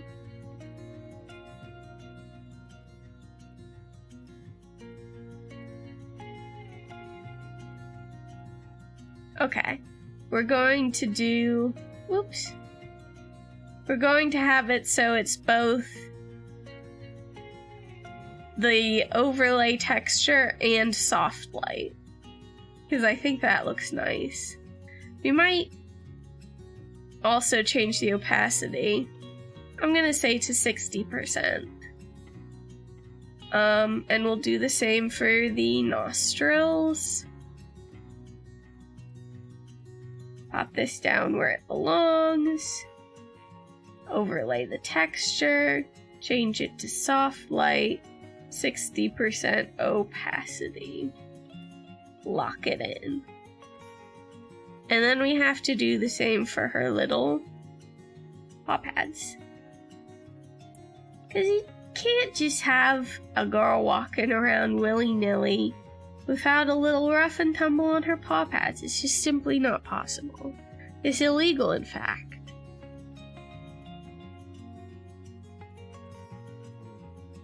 Here we go.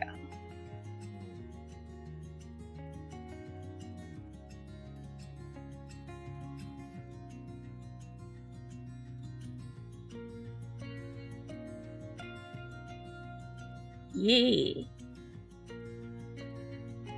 And we'll do the same here. I've also got to do her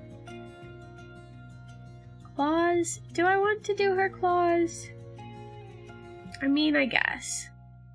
I can also then show you how to separate out, you know. Or is multiply better? No, multiply is worse. We're gonna do soft light, 60%. Okay. Now we're going to do her claws. So, if you look, all of these outlines, same color as the claws. So what we want to do is we're going to select the claws, and then we're going to grab our lasso. We're going to hold Alt, and when you hold Alt, a little minus sign pops up next to your lasso. Just deselect the parts that you don't want to add the texture to. And since we're only adding the texture to her claws, we're going to deselect things that aren't claws. And so see, we have a nice clean selection by which to do our dark magics upon. And for this particular texture, I believe it's this one. Yeah. This one is a pretty chunky texture. I believe it was originally like some sort of stucco wall, but I've taken it as sort of roughed up chipped nails. And then you just texture it. Maybe soft light? No, that looks bad. Normal. And so now she's got fingernails, but they're sort of rough and tumbled up, you know? So it's just that little bit extra. All of these texturing parts pay off dividends when people see, like, your finished work. Because people are gonna be like, wow, how did you render that? You know, or how did you do this and that? And it's like, half of that is texture, baby. Half of that, you know? If you get your textures right, they will work for you. So, add this, baby. I'm gonna shift it around a bit until I get a pattern I like on her claws. Ooh, that's scruffy. I like that. And we're gonna pop that on there, and then do her toots. And then we'll do some more texturing on the blanket, and then after 2 hours we might be done texturing. This is why my commissions take so long. Because I keep thinking, I could use a texture. That would look better with a texture on it. And I spend a bunch of time doing it and thinking about it and getting it ready. You know? It's okay. Grab these Tootsies. Oop, this Tootsie too, please. Pop this texture on.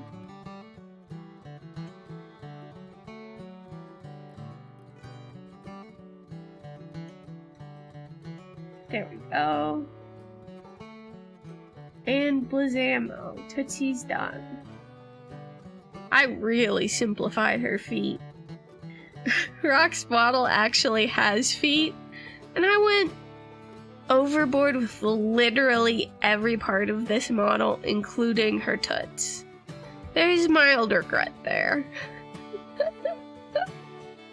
I think I separated out each toot to be animated separately, which is like, why would you do that? In what case are you going to use those? And like, I did use them, but only because I'm an anal retentive idiot. You know?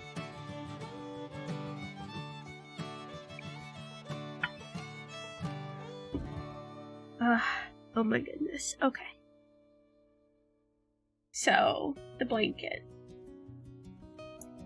We're gonna pop a little bit of texture on top of the patterning that we already have, so that way it blends in better to the blanket. So, we are going to, well, first, let's dirty this blanket up some. I've got some nice stone textures that sort of look, you know, streaked with dirt. So let's see. That's pretty grimy. I quite like it. Let's try a couple of different things. I love it. Soft light, man.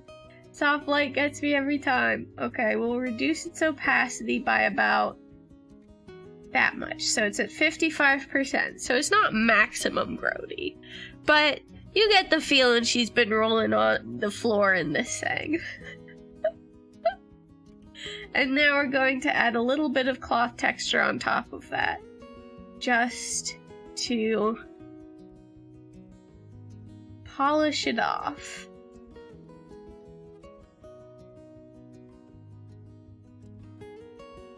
Let's see what it looks like as a knit. Ugh. This texture's got some lines in it that I don't like. So we're going to say no and try this one. I think I already used this texture on her, so we're not going to. That one as well.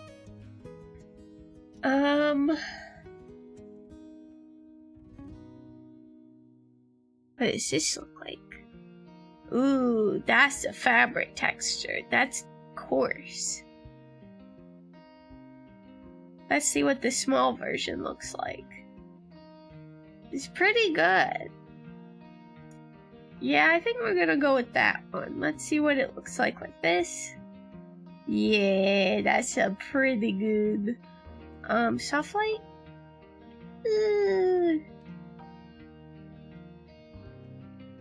We're gonna turn the opacity down a little bit. Yeah, that looks like some grungy old cloth she found.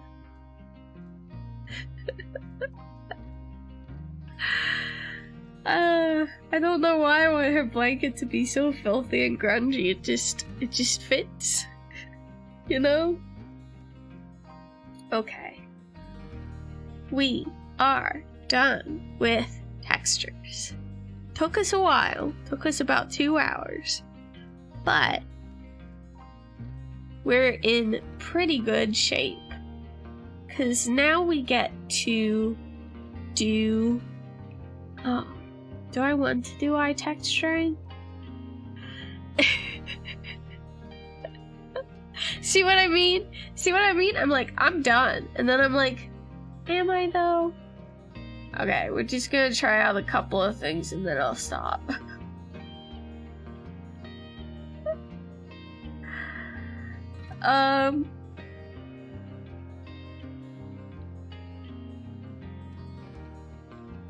let's see what... First off, we're going to make this pattern the same color as her iris. And then we're going to grab this nice brush that I like. Make it about the same size as her eyeball. And click. Oh, that looks like garbage. Mostly because she's got slit pupils, which makes sense. So round the iris thing. Something else I can try though.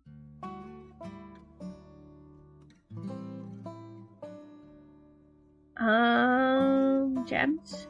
Is this what it's under? No. Stones? Yes, okay. So somebody uploaded this pack of like these round shiny stones that I'm sure people were like, well, what am I gonna use this in? You know? And the answer is eyeballs. Sometimes if you're struggling with an eyeball and you don't know how to make it look the way you want it to look, you just grab one of these little spherical beauties and pop it right in there. So, I'm going to grab this really soft one. I'm going to deselect this. I'm going to grab this soft one and just pop it on top. And then I'm going to manipulate it so that it is approximately the size I want. And then we're gonna squeeze it in because this eye is not perfectly round. And that looks pretty good.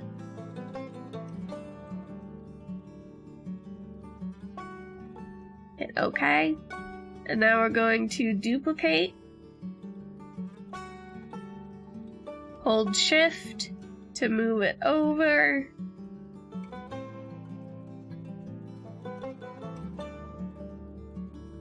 Merge these layers for convenience sake. Then we're going to select flats, delete outside selection. So that means this button will automatically delete anything on this layer that you don't have selected. So I do that, and all the little bits that were laying outside of the iris are gone. Now we can just try some stuff and see what happens. You know?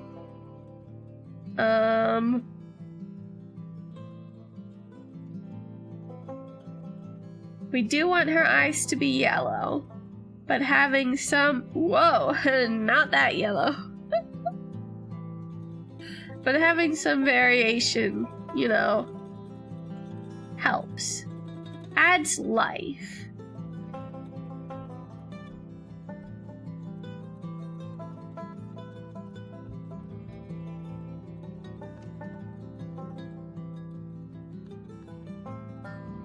Of course, there is a chance it might not look good at all. Brightness might work if we tone it down some. Let's see what... I can't do that. What if I change it to gray? And then multiply. Oh, that looks horrible. Okay. So we're going to change it back to color. And I think what we're going to do is brightness. And then we're going to turn this down some. Because there are going to be sparkles and stuff that go over top of this.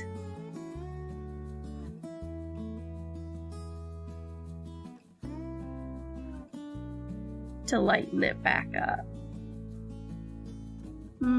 Although I kind of really like this.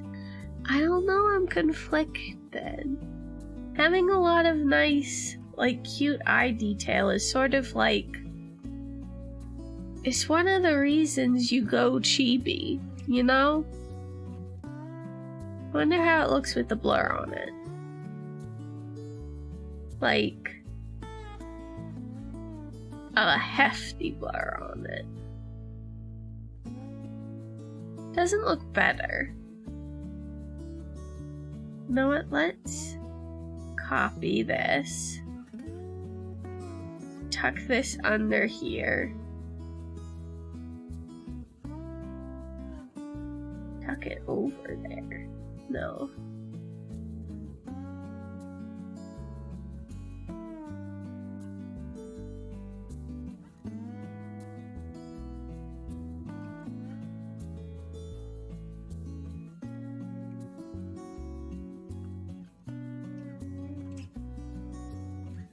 Nah, we're just gonna keep it as brightness. And I sort of like the way it looks. I don't know about anyone else. This is part of being an artist, where you're like, does this look good? Does this look okay? Am I doing something right? I'm going to say this looks good. And if it doesn't, well, oops. Okay. Now we're going to do it. I swear. Now is the basic shading. And what I mean by basic shading is with, honestly, mood. Yeah, right? Where it's like, well...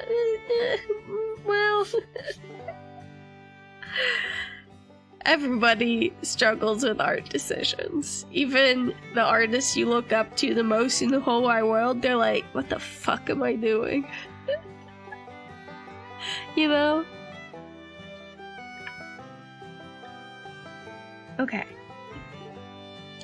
So, there are 3 sort of basic types of shading when it comes to color theory. So, there's the type of shading where you shade with black. I do not recommend this type, because when you shade with black, it tends to dull the colors and make them muddy, right? So if I go on top of all this, take a black color and start using my mixer to shade this in,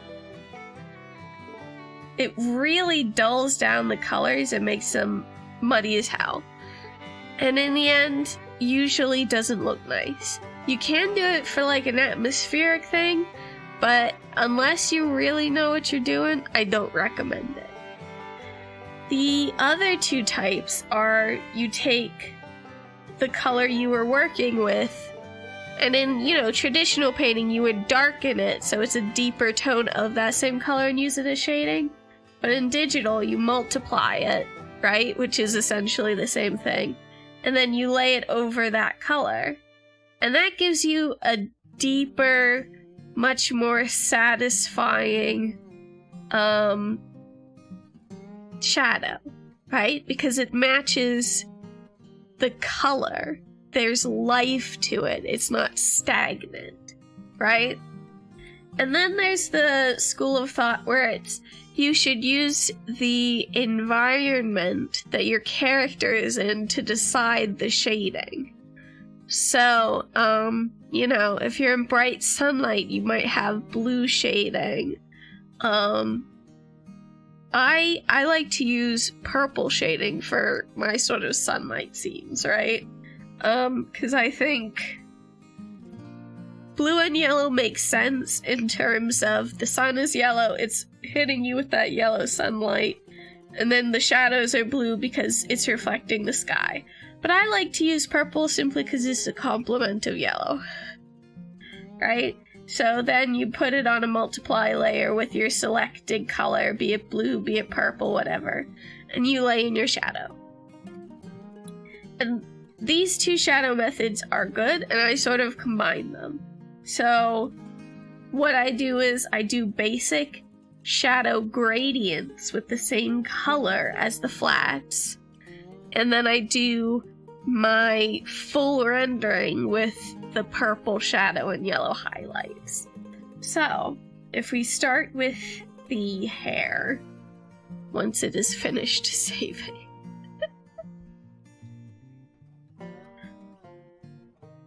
Come on, you can do it. I'm gonna close these up because I don't need them anymore, and that's slowing things down. I'm going to go ahead and yes, okay. I'm going to select the bangs, select the color of the bangs, create a new layer, set that layer to multiply. Then I'm going to select my gradient tool, and I'm going to select the one that is foreground to transparent. So foreground refers to which color you have selected, the top one or the bottom one. The top one is the foreground and the bottom one is the background. So foreground to transparent will take the color you have selected and then make it transparent as it goes along. So we're going to select that. Since this is a relatively straight piece, we're going to use this straight line gradient. And we're just going to start a little bit below the bottom of the hair. You want to start your gradient farthest away from the light, typically. So then it goes up. Of course, select your light source. My light source always is coming from the top left because I'm lazy. But then you lay in your gradient. And by laying this in, it's going to add way more depth to all of your other shading that you do with your selected purple color. Another one I'm going to select the round gradient tool, and right by her roots, I'm going to pop a little gradient in there, because that little part is going into, like, her hairline, you know, so it's going to be shaded as well. And then I'm going to select the flats. If you have texture on it, hide the texture, grab the underneath color. Oh yeah. And all of my rendering should be done above the textures that we just put in. I know that's going to seem counterintuitive because the shading will partially obscure the texture, but that mimics the way the eyes like see things. Some things are sharper in focus and some things are less in focus because your brain's focusing on different things. So it's not like a mistake, it's like a choice. You know? So then we pop that gradient on that leaf, and that's the basic shading for this piece. If you're doing it the way I do it, by the time you're done with all of the basic shading on these parts, it's going to resemble Art Nouveau, basically, if you've ever seen Art Nouveau. That uses very soft, very even shading all throughout it. And that's what we're sort of going for right now, a soft, even shading. And this is, again, to, you know... Whoops, did I not select? I didn't. Okay, here we go. What am I doing? Oh, that's right. When you're doing this shading, make sure you remember to hit multiplier. It's just gonna look like the normal color. There we go. Oh boy. You also might just want to add it aesthetically to like the ends of the hair. Might not make sense with your light source, but the thing about art is, if you want reality, take a photo. That's my opinion anyway, you know?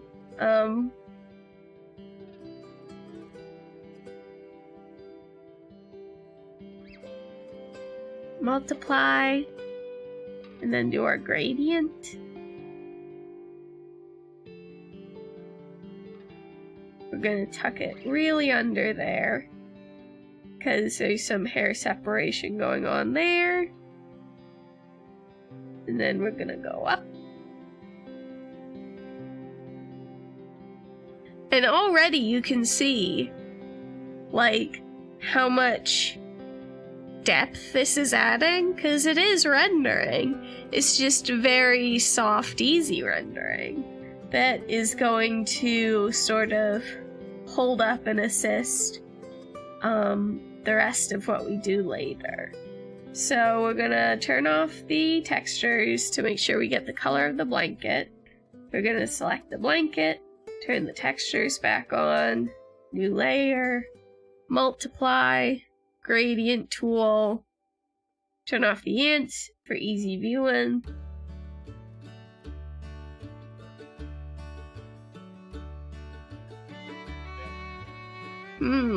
I think that looks good, but we're gonna go a little deeper. Like that. I think that looks nice. Okay. So, that's done. And another reason why we separated all of the patterns out that we did on Rock and the Hug Bear is so we can do the gradients on each of those colors. And that just makes it pop all the more, you know? So if we do the brown textures here, select that up, put it underneath the tan pattern, and then do the gradient. Forgot to multiply. Look at the difference that makes. Multiply. There we go. So this tan and this cream isn't like colored in the way we'll need it, so we'll have to do two separate basic shading layers. But you know, for this first layer, you can do all the other parts of the little hug bug. I don't know why I'm selecting them individually when I can just do this. And you know, again, try to follow where your light source is going, but also follow your heart. Because if you think it looks good, it probably does. You know?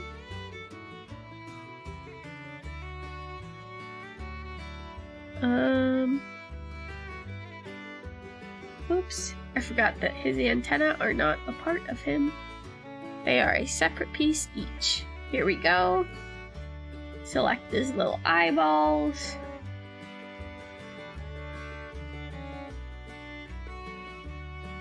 Get them going.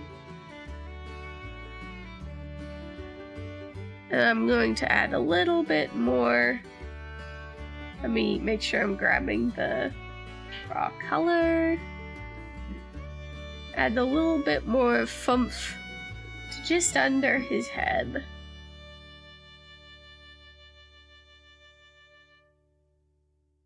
There we go. Foomph added. Now you select the tan, pick the tan color, new layer, and now we understand why these things get so big. Because there's a billion layers. After this step, we will be switching to a new layer. Not layer, a new file to fix this problem. And you'll see what I mean when we do it. Whoops, I don't want to cut anything. I just want to add slightly more color. The farther back on the gradient you go, the more of a gentle ombre it will be.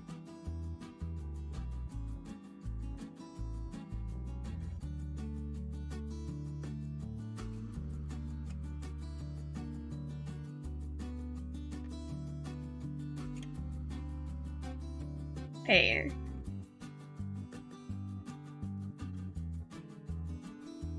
You see how much life that adds to his little fuzzy idiot body? So nice. We're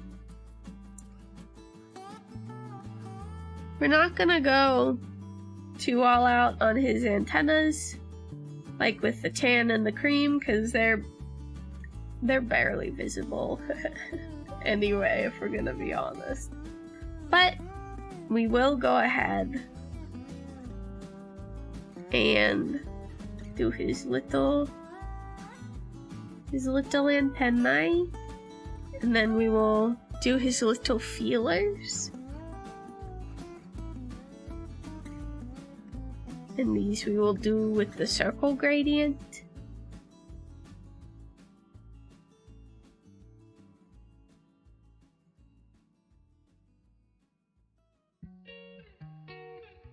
Coming out from the middle of the antenna. And boom! I mean, look at how much difference that makes just between the two antennas. You know? This is a tedious process, but it's a process that works. It's a process that looks good. Would I be interested in streamlining it? Maybe, if I knew how. But I don't know how. And this is what I do, because I like it and think it looks good.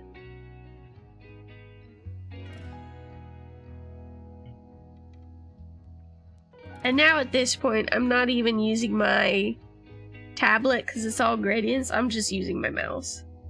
You know? Just do something that is comfortable. Oops. Make sure you're on the correct layer when you go to select stuff. When you're doing art, make sure you're comfortable. Make sure your hand's okay. Because otherwise, you're gonna get carpal tunnel. And carpal tunnel is like the worst. I forgot to select the correct color. Oh my gosh.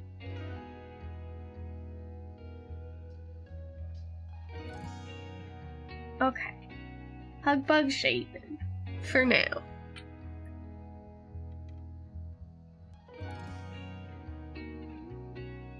If you're going for a more simple look, this might be all the shading you need. You could probably add highlights in, you know? But I can't do things easy, because apparently I hate myself.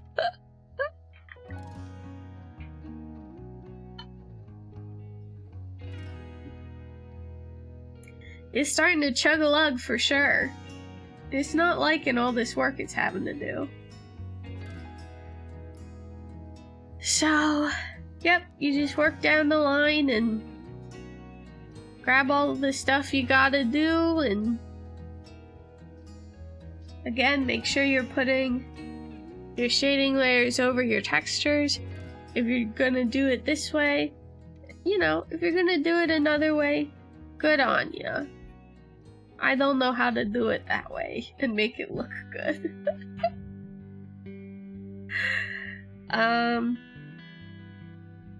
Okay, then we're gonna select these, multiply, we're gonna pop little gradients on the inside here,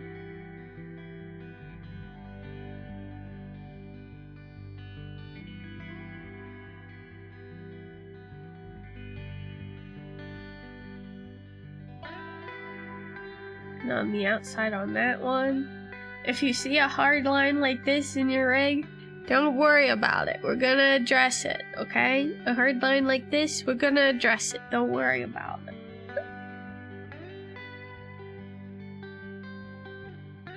Okay, eyebrows.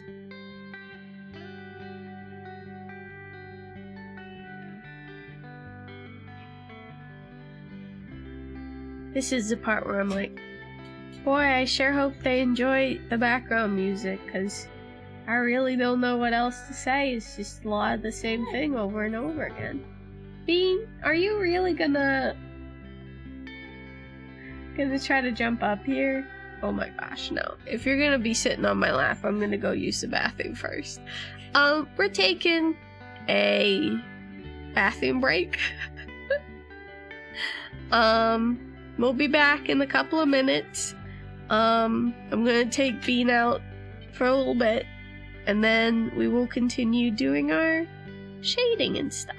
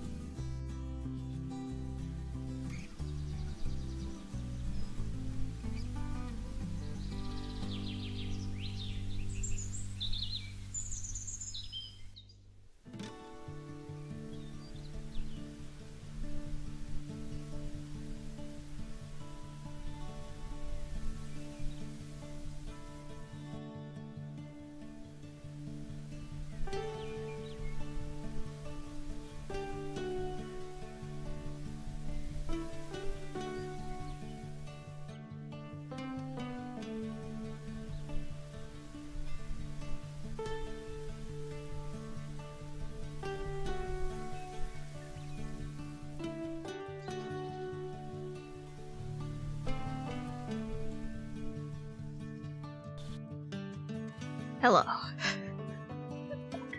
Sorry for the sudden, abrupt bathroom break, but both me and Bean had to go apparently. So, it's important to note that I think I accidentally lied earlier in the video when I said this part was not important. If you're interested in learning LIVE2D, because I forgot that if we get to it, part separation is an important part of this process, and we're gonna be doing that part of this process. So whoops. Whoopsie poopsie.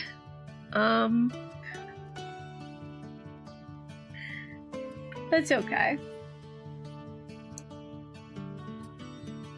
We will be fine.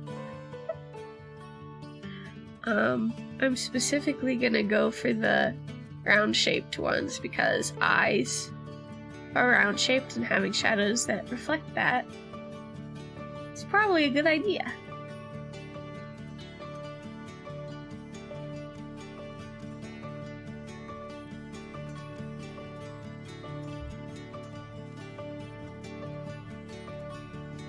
You can also... Whoops! I actually forgot to select them. Okay.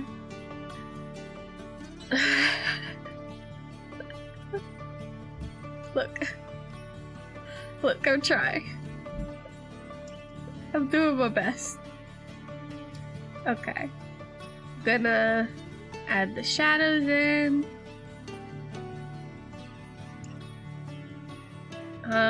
You can add a little bit of shadow up here too, because of the eyes. And then we're gonna call that good.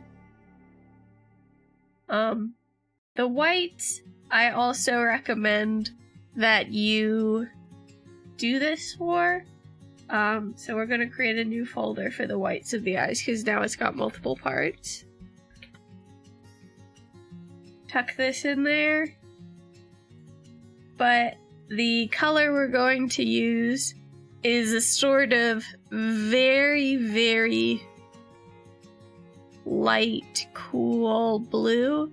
The same one we use for the shines and the teeth in the knockout. Hi, Voldaris! How's it going? We just got back from a break, so you've come at the good time.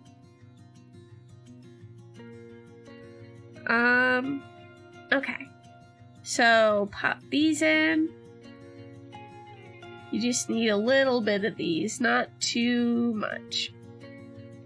But it helps the eyes appear more lifelike, that they've got these sort of bluish shadows in them. Some people use reddish shadows, that's also good. Because, you know, the eyes have, lots of veins and stuff in them, but I listen to YouTube in the truck. Oh, that's cute. Well, you're here in time. I am going to be streaming probably for a while today, because I'm a slow artist. And I've got a lot to do today. So, flats, we're going to use the same color we just used on the eyes for the teeth, because, and this is just a personal preference, I think it looks like cleaner and brighter than like using red for the sclera, because the red for the sclera can make people look like stoned or something, you know, if you don't use it correctly, if you don't know what you're doing. And I often don't know what I'm doing, so I don't use it. The top and bottom lip are just lines, so they don't need it. The fangs need it though, so we're going to do the same here. Just, well, actually, so these blend in better with the teeth. We're gonna pop these here at the top, just so there's some color variation, you know?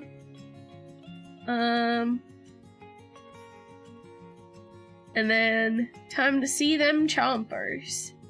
So the chompers at the top, we're going to put a little shadow here, coming from the top, and then coming in from the sides. And you can get pretty dark by the edges, cause mouth dark. You know? And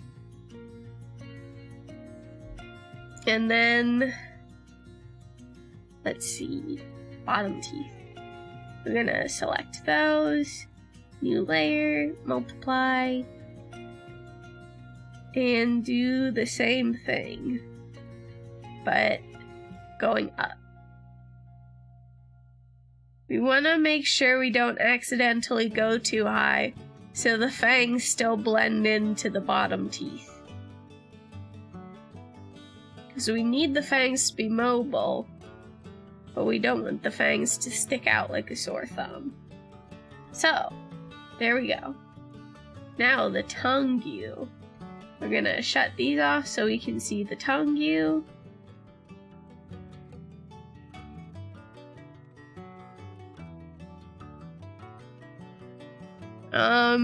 And then I just place the highlight at the top of the tongue, so this gets shaded in. Although some of the tongue will be overshadowed by the top of the mouth, so that comes down as well. So the highlight is sort of more in the middle of the tongue than at the top. And since our light source is stronger from the left direction, that's what we're gonna do on the tongue as well. And now the mouth, which is quite large. Probably bigger than I needed to make it. But you know what? We try things here. This is a try things and fail spectacularly household. Because if you fail, at least you'll learn something.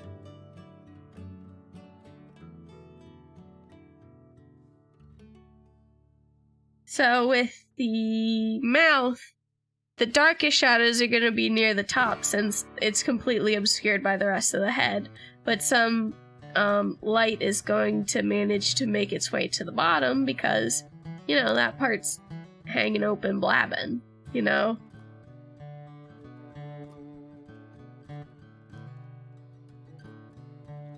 Okay. This is what it looks like with all the mouthy mouth gum he works on. And we're just gonna hide those for now. So we can do the face.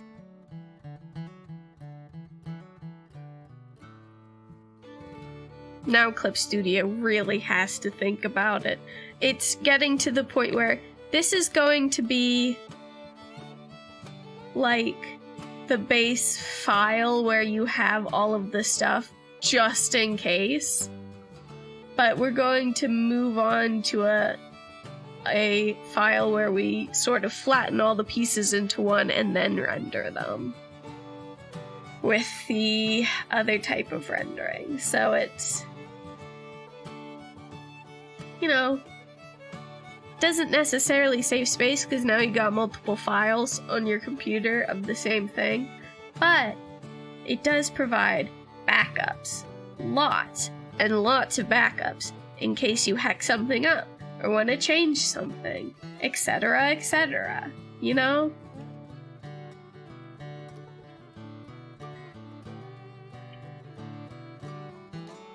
Pop this down.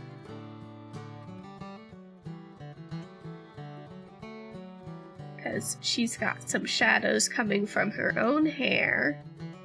And then we're going to remove the hair so we can better see what's going on her cute little bald head. I should have added a back of the head so then I could just have like a bald-headed chibi toggle. Can you imagine how cute a bald-headed chibi toggle would be? Oh my god. Okay. I think that looks nice. Let's pop the hair back on and see. Heck yeah, dudes. Heck yeah, dudes. Are you kidding me? Okay. Now we're going to do her tan markings. We no longer need the ruler, so we're gonna delete that. And multiply, select the tan, hide the ants for the sake of my eyes. And then we're going to come in from the sides, I think, for the tan. Like this.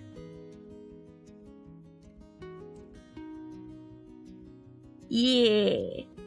Backups are nice. I have hecked up on a couple of drawings. Yeah. The number one way to like ruin your day is to heck up on a thing and realize you have no backups. And it's like, well, guess I'll die then. You know?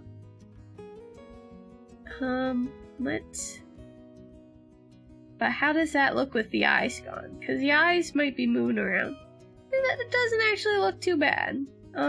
Let's go ahead and see how it looks like this. It actually doesn't look that good either, is the thing. So we're not going to do it under the eyes. We're going to leave it like that. And we're going to do the cream now. Turn it on so we can see it. Delete this ruler because we don't need it. New layer. Multiply. Grab the cream color. Goodbye, ant. Chibi Rock is looking so adorable so far. Thank you. I think she's looking pretty freaking cute myself. I love her. I love her. Is the thing. Like, this is always the part where it's like, oh, this is an actual thing now, huh? You know? Okay. That looks nice. Looking so good. Oh no! Polaris, no! That's so sad!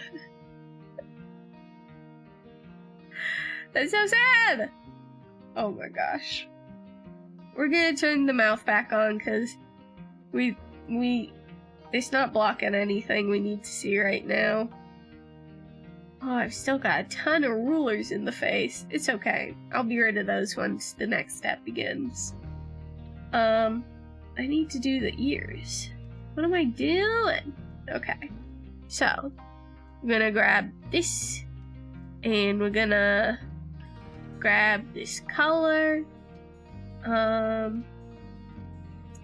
New layer, multiply. And, whoops, that's not what I intended. Circle gradient, please.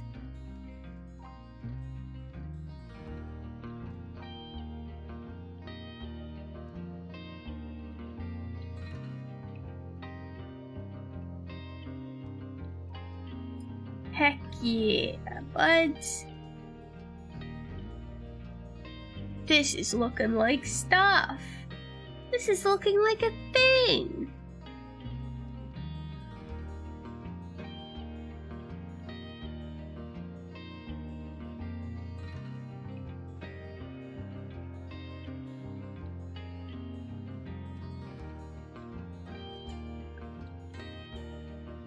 So I made, let's see what this looks like. Yeah, that's okay. I made this side coming in darker than this side since this side would conceivably be having light on it a little bit. And I'm also going to shade this side of the ear, which I'm not doing on the other one because it's farther away from the light source. Asymmetry is A-okay. Don't even worry about it. It's part of life. It's part of the natural order of things.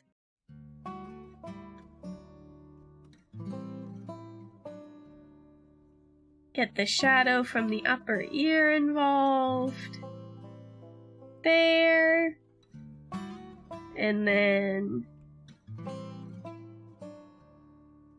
do the same thing with this color. Let's grab it from here.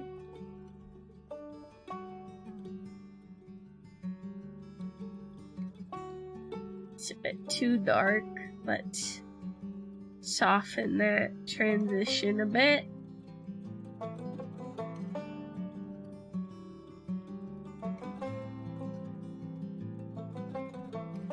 And then the pink, which is gonna look real frickin' good. It's gonna look so blushy and cute when we add this little pink gradient. Oh my god!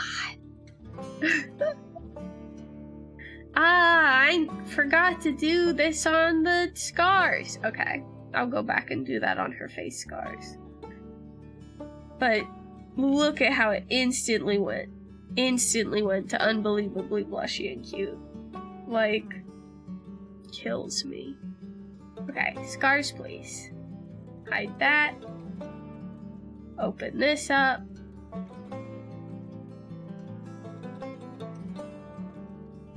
Pop this here. Maybe another one. This part is going to be covered by hair a lot, so a lot of shadow there, but lighter as it peeks out. Let's see how that looks. Pretty good. Okie dokie.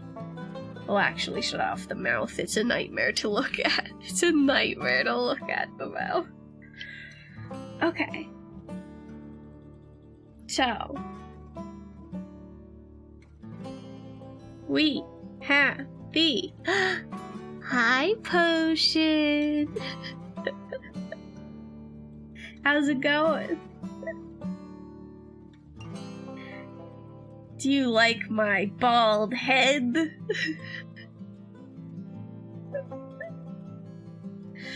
Oh my goodness. I'm having too much fun. I should be banned. This is illegal. Okay. Shading. More shading. So much shading. Aw, you just woke up? That's nice. Sorry I friggin' invited you to hang out last night and then I was like, I'm not doing anything and I stream tomorrow. I'm going to bed. I completely forgot. Like a big dingus. You know? Oh my gosh.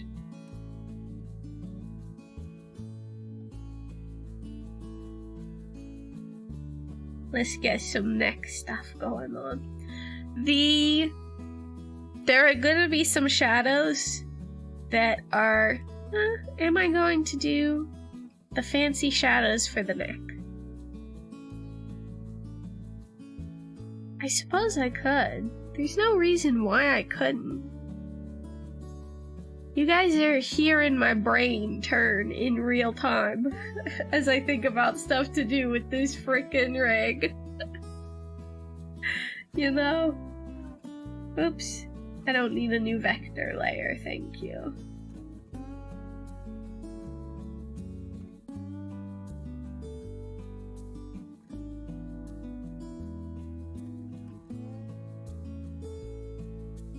Just a little touch there. Not much needed. Torso back is gonna be almost entirely in shadow, so we gotta hide the hug bug for now. He'll be back. Let's do torso front first. So, I'm gonna select this all up, put it on top of our textures, multiply, goodbye ants, and then strategically placed shadows. With much strategery, much think. And by much, I mean not much. Dial-up noises. Is something going wrong?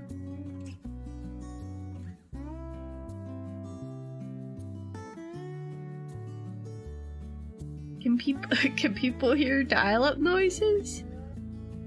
How's my stream health? It says stream is healthy. What's happening? YouTube, help! Oh no! Oh, I don't know how to fix that if that's happening. I'm getting... I'm confused. It's okay, I'm always confused. Oh, that's the sound your brain makes when you think too hard. Oh my god, I wasn't thinking at all! I was about to call up Team YouTube and be like, yo, why are dial-up noises happening on my stream? Boy. I feel dumble. Okay. So. Nope, not the circle tool. We're looking for the line tool here, buddy. And shade down. Yes. We will fix how weird that looks in the back in a second. That doesn't look nice.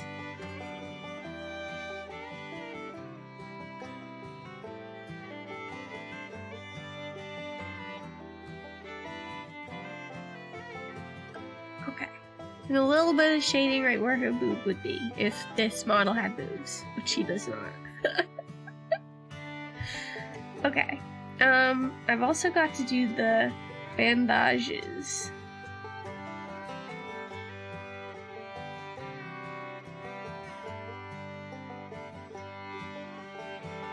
And select them.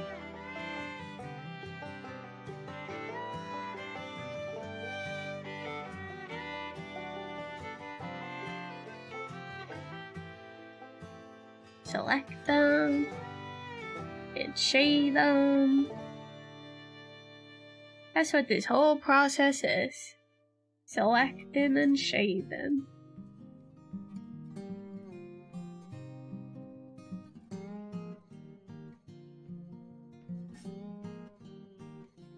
Why did I lock that? I'll never know. Okay.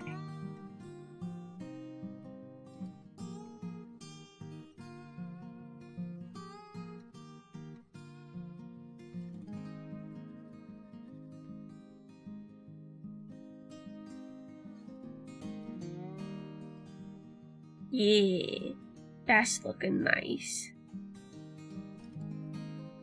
I like you. I like you, I like you.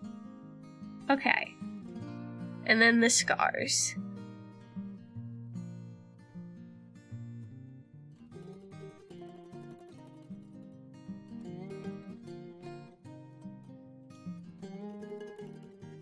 Hide that.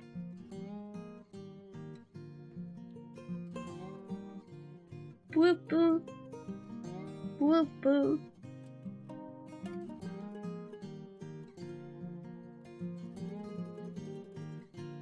I was maybe a little too rambunctious with that shading.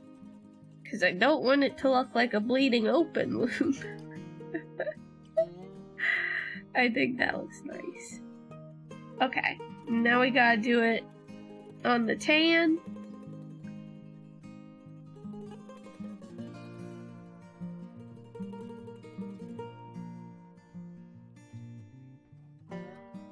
Pick that color up, hide them ants. Get out of my face, ants. I don't want to use the circle tool.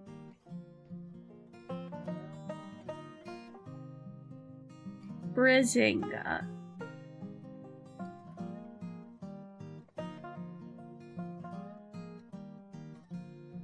There we go. That's that, and then the creme. Honestly, this is actually taking less time than I thought. And then I remembered, oh yeah, it's a chibi. That's sort of why I did this, because it's like easier. You know? Although I will say, When I initially was drawing Chibi Rock, it took a couple of tries. I literally pulled out a book on how to draw chibis and did a bunch of practice ones before I did it.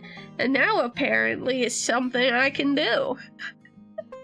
You just learn how to draw chibis for one thing you do, and then next thing you know, people are asking you for chibis. Which makes sense, because they're so freaking cute. Okay, torso back.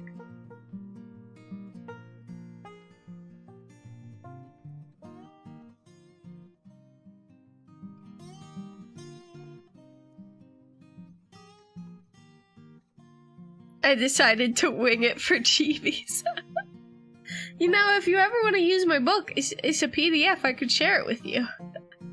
I have a metric butt ton of drawing books that I got in like a Humble Bundle or something. And in multiple cases, they have proven useful. You know, sometimes it's like, I don't know how useful this is going to be. And other times it's like, this was incredibly useful. I don't know why I turned into Dracula when I said that, but I'll stand by it.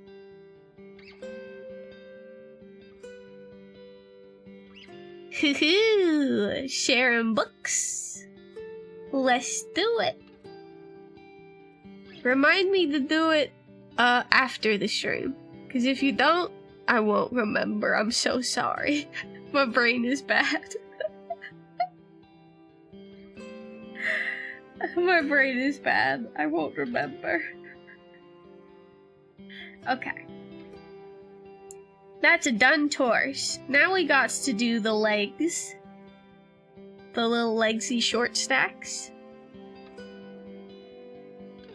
Ignore the nubs.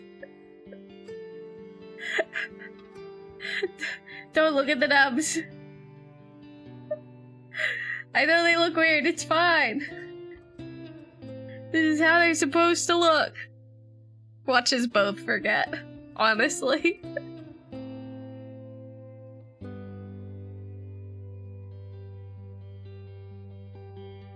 How does that look with the torso?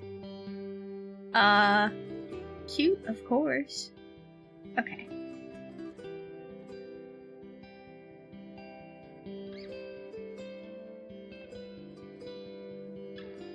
Go away, ant.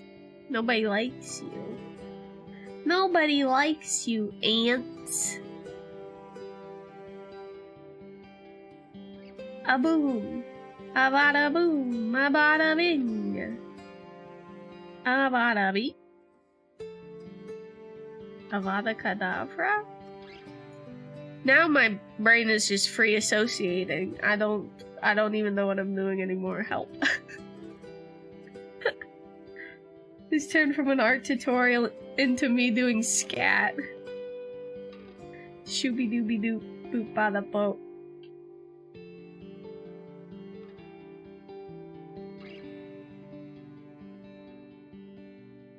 Are you going to release the practice pictures? Do those fall under bad art? Yes! I have a whole folder! I have a whole folder in art, and it is dedicated to sketches. I saved them, but I don't show them, because they're not worth seeing. They're not worth it. Nobody should have to lay their eyes on this. They're all hot garbo.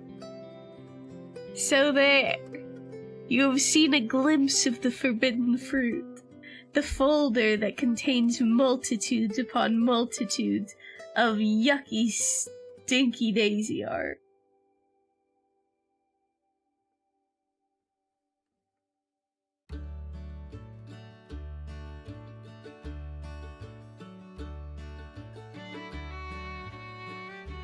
And that's the left leg done. Ho ho!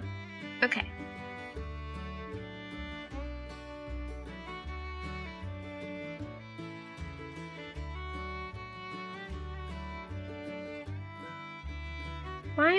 What am I clicking? What am I doing?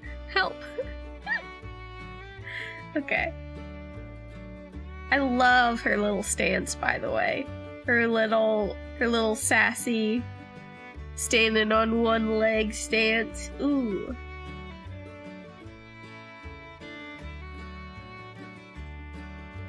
It's like she's going out to play soccer or something. I don't know. We're at the part of the stream where my brain just turns bad. That's okay. You guys like that, right? It's okay. Oops.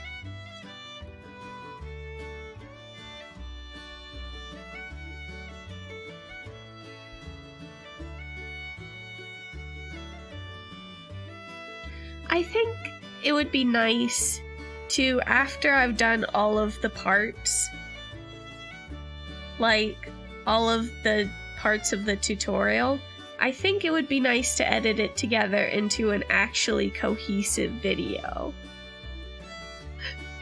Literally how I feel for anything I've drawn. No one should look at these, stinky. Hi, Faye! How's it going? I'm so glad you showed up!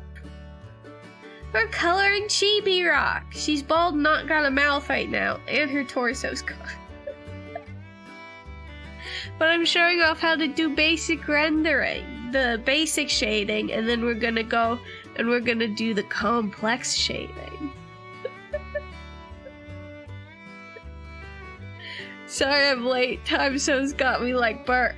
Yo, I get that though. I get that. Every time, like, time zones happen, I'm like, what even is time? How does this even work? Why is this tomorrow for you and yesterday for me? Stop. You know?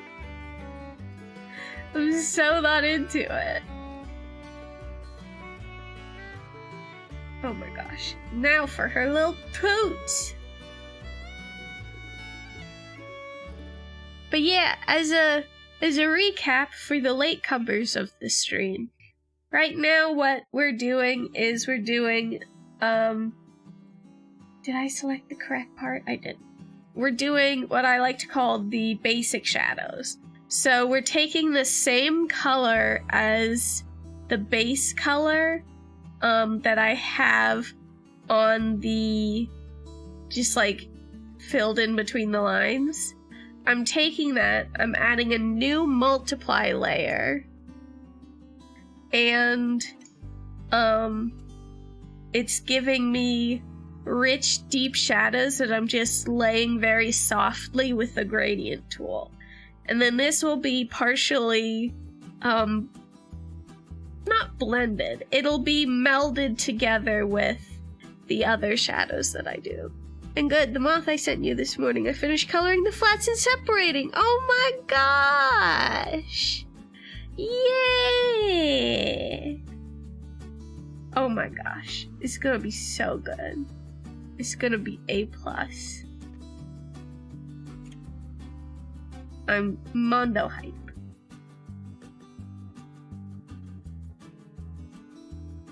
Oh yeah, I haven't gotten an opportunity to take a look at the train files yet, but I was going to do that later today. So I'll see if I can fix your looping cloud problem. And if I can't, I will have tried at least.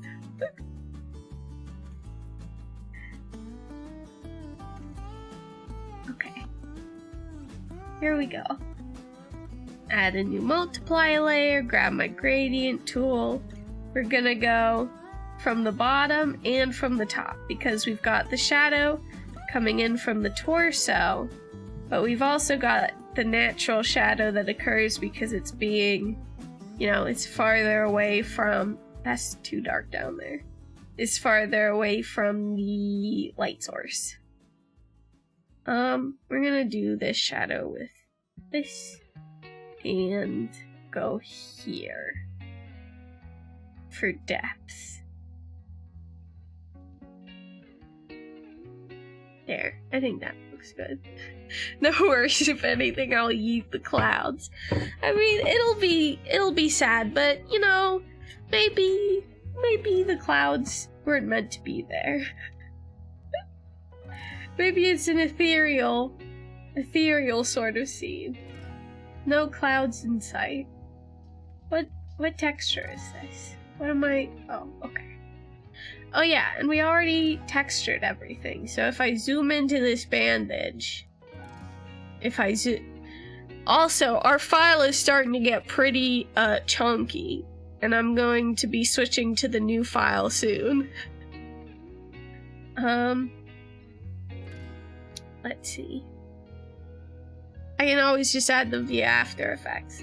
The fact that you know After Effects is incredibly impressive to me. I have no idea how to use After Effects at all. I don't own it, so that might have something to do with it. But also, like, when I see people using it, I'm like, this is straight up sorcery. You know, what even is this? Humans can do this? This is within our capabilities? It's just one of those things. My brain doesn't like it. My brain doesn't grasp my brain. That's what my brain does every time it sees After Effects.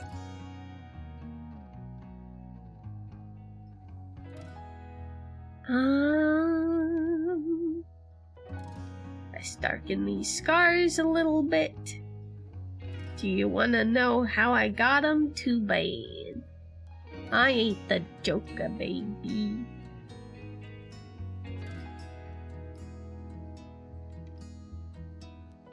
It's how I make my animated packages, and now that I know how to separate parts, I have more power. Yeah! Yeah. That's what I want. I want every artist in this ding-dang, gosh darn world to have the power to do what is in their head and what is in their hearts. 'Cause, like, how beautiful and probably how horny would the world be? I forgot about that aspect. Unlimited power? Yeah, exactly.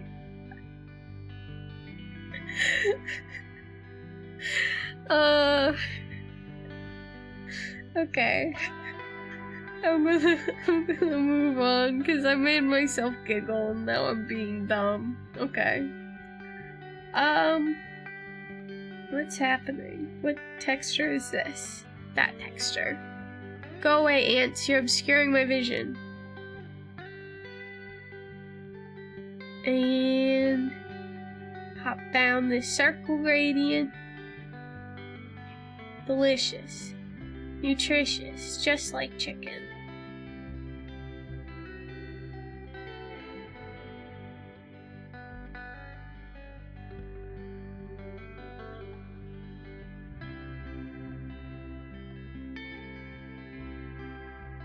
Oh my gosh.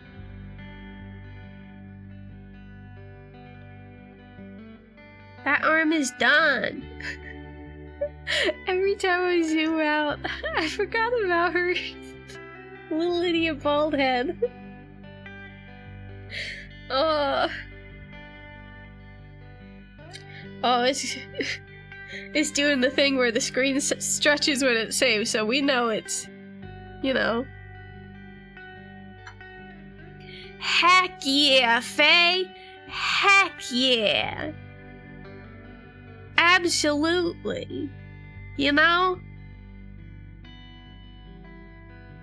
When you're in a good environment with people who love you, like, it makes all the difference. It makes all the difference in the whole dang world. Like, when I first joined Twitter and started making friends, I think I said this earlier in the stream, I didn't join Twitter to make friends. I was like, maybe there will be, like, some people who like my art, maybe. Was my thought. It was literally, maybe there's somebody out there who might be interested in it. And, like, that happened, but also a bunch of people were like, yo, you want to be friends? And now they're my friends, and they're like literally the best, and I'm incredibly happy.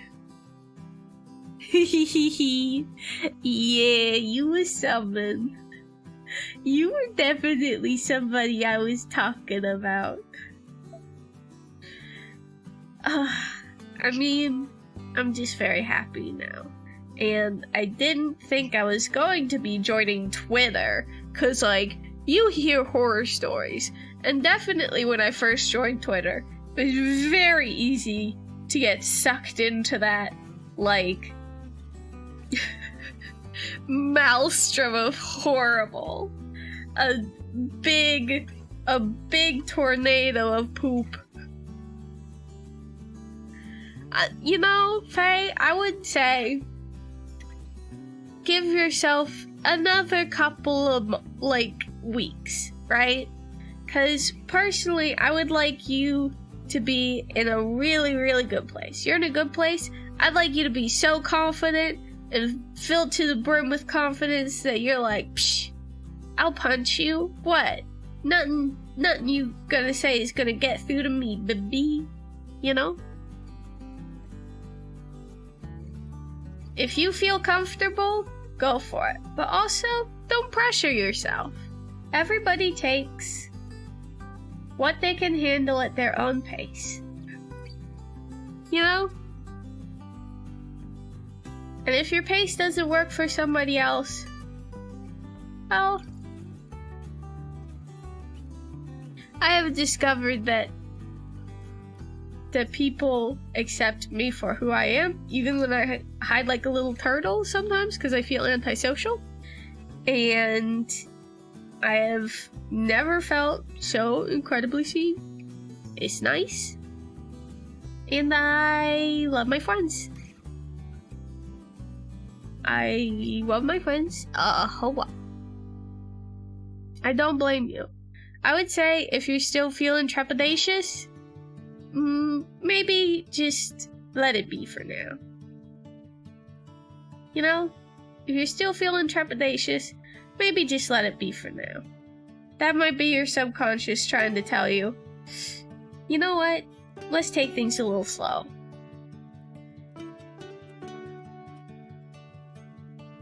Where am I? What am I doing? Where are my flats? There they are. Ooh boy. Okay.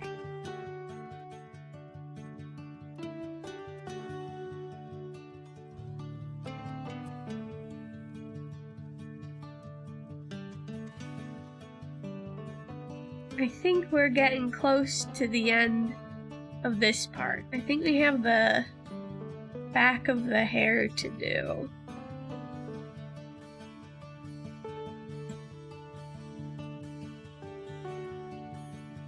Yeah, we just have the back of the hair to do, it seems. Oh my gosh! Hello! Oh, I love that little kitty so much. I love receiving pictures of cute animals. Why am I turning all this stuff on? I need to turn all this off. I gotta look at the back of the hair. Okay. This ought to actually be relatively easy though, because past me took pity on present me and went easy on this part. So I'm going to thank past me. Thank you, past me. You're welcome, present me. I hear chiming from beyond the sands of time. And then I say, hey, past me, why did you say that thing in middle school? You frickin' suck. And then past me's like, I didn't hear you, I'm in the past.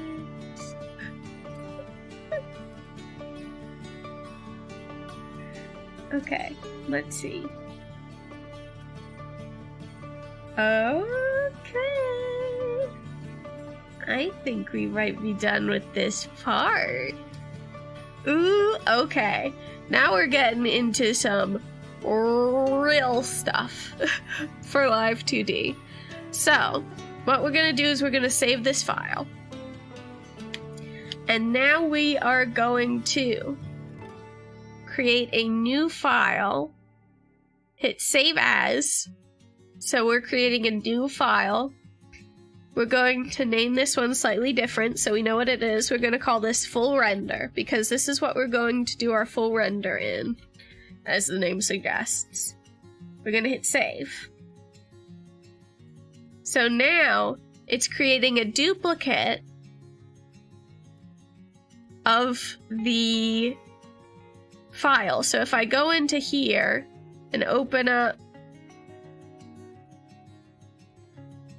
we can see there's Chibi Rock and Chibi Rock full render. So now that we have all this done, we're going to start flattening these parts. Oh, that's okay. I will see cute pictures of her later. So we're gonna get rid of parts we don't need, and we're gonna start flattening parts. So, we don't need any of this sketch. Any of it. Because we have it in the other file, it's saved for posterity. We don't need it here, so we're gonna get rid of it. That's gonna save a lot.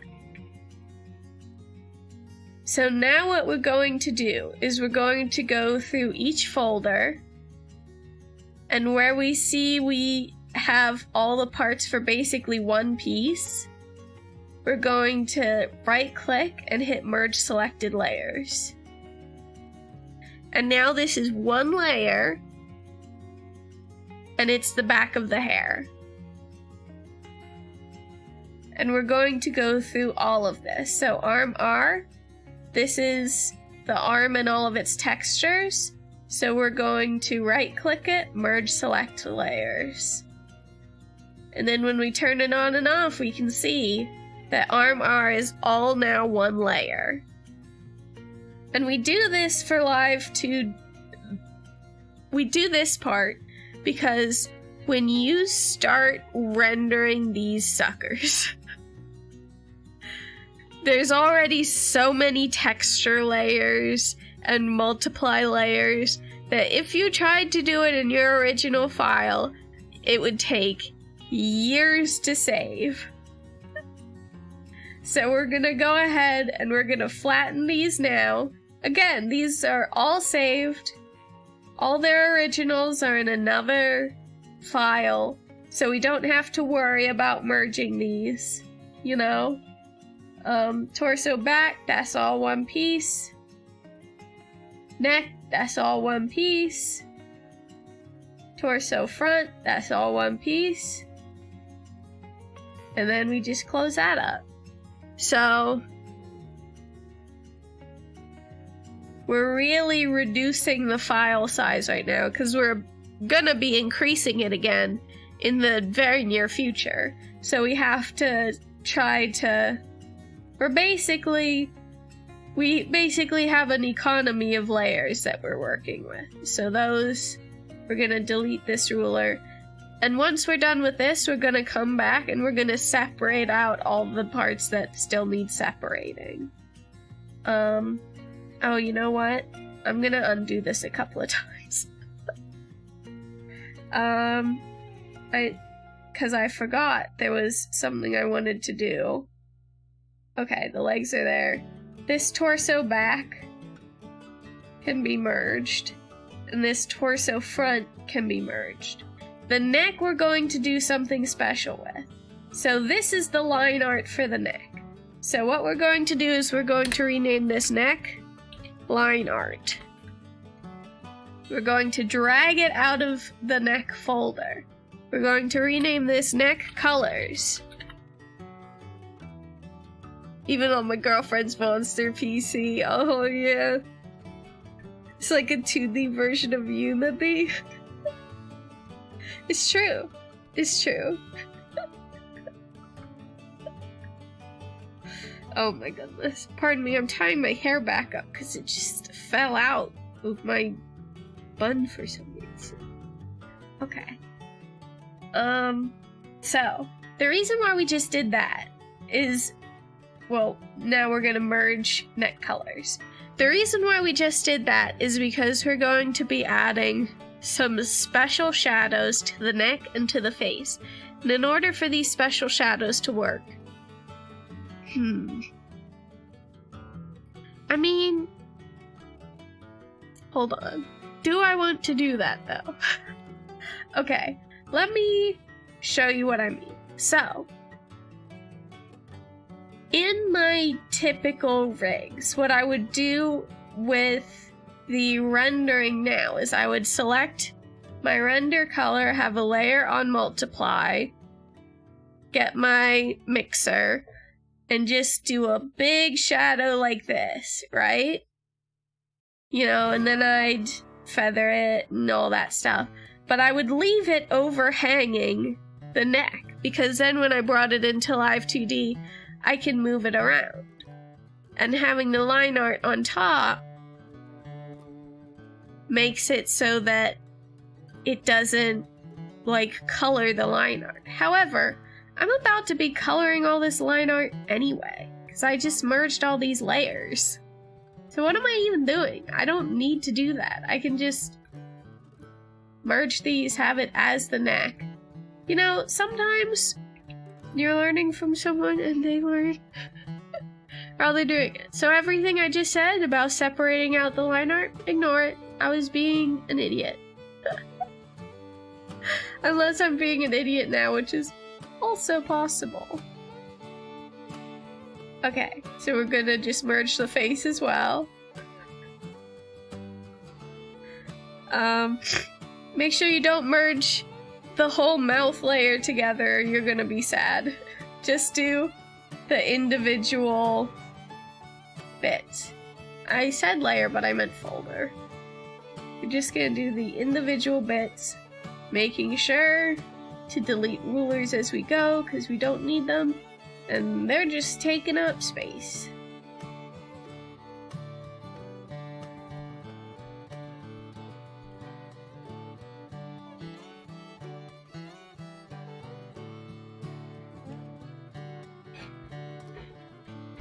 Delete ruler, and we're gonna save because we just did a bunch of stuff. Save often. It's your best friend.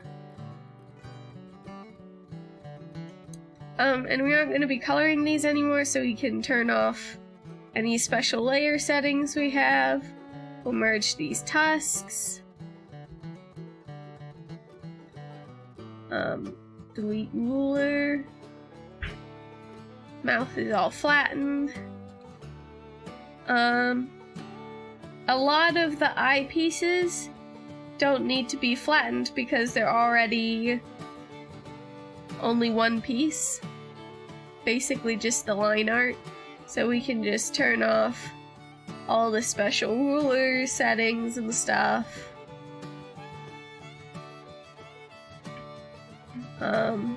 Merge the shines. Delete ruler. Merge shines. Delete ruler. I'm glad my moss-formed mouth won't be visible, but imagine my poor girlfriend rigging all the fluff. What? What's wrong with maximum Actually, I can see how that might be a slight pain in the butt, but you know, it's gonna look cute, is the thing. We suffer for art. You know, we suffer for art. Delete ruler. Merge these scleras. Delete this ruler. It's like a dang Sierra game. Save early, save often. Yup. Exactly. Beautiful. Just beautiful.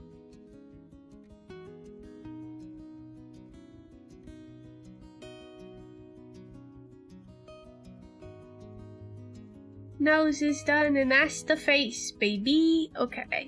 Save again, because I'm paranoid. That was something that was like the last straw of Photoshop for me was like when I was working on a Warframe piece, like the program crashed and took the like all the layers and stuff with it, so it was just a flat image with some artifacting. And I was not into that. Oh my gosh, I'm so glad she likes it. I love rigging, except for mouth forms and eye blinking. Everything else is great. Eye forms and mouth forms and eye blinking. I almost said mouth forms and what? Mouth blinking and eye forms. I don't even know what I'm trying to say anymore. Blanket. There we go. That could be merged.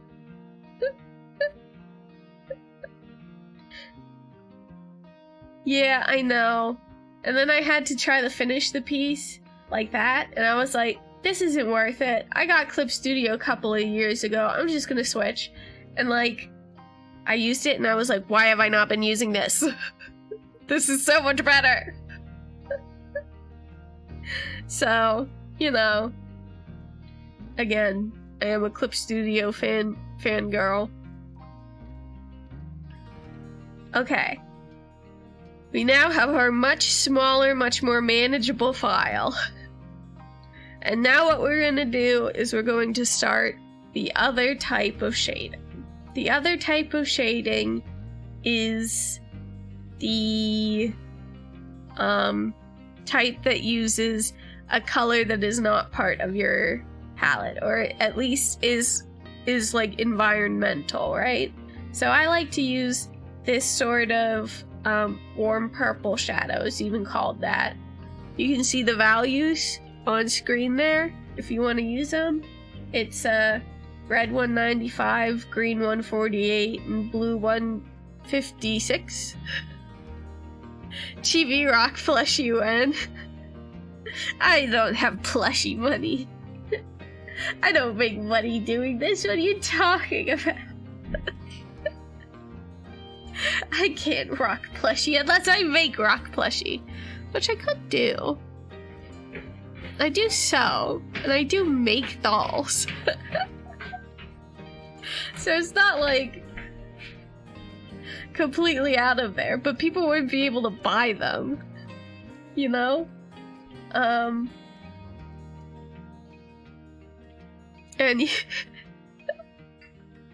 Anyway, now we're going to start on shading.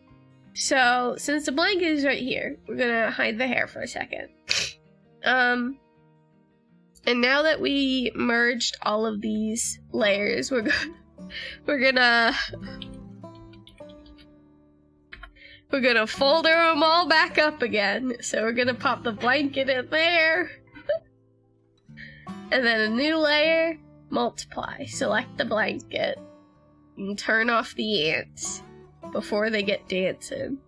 So now we have our shadow color. We have our multiply layer. We need a...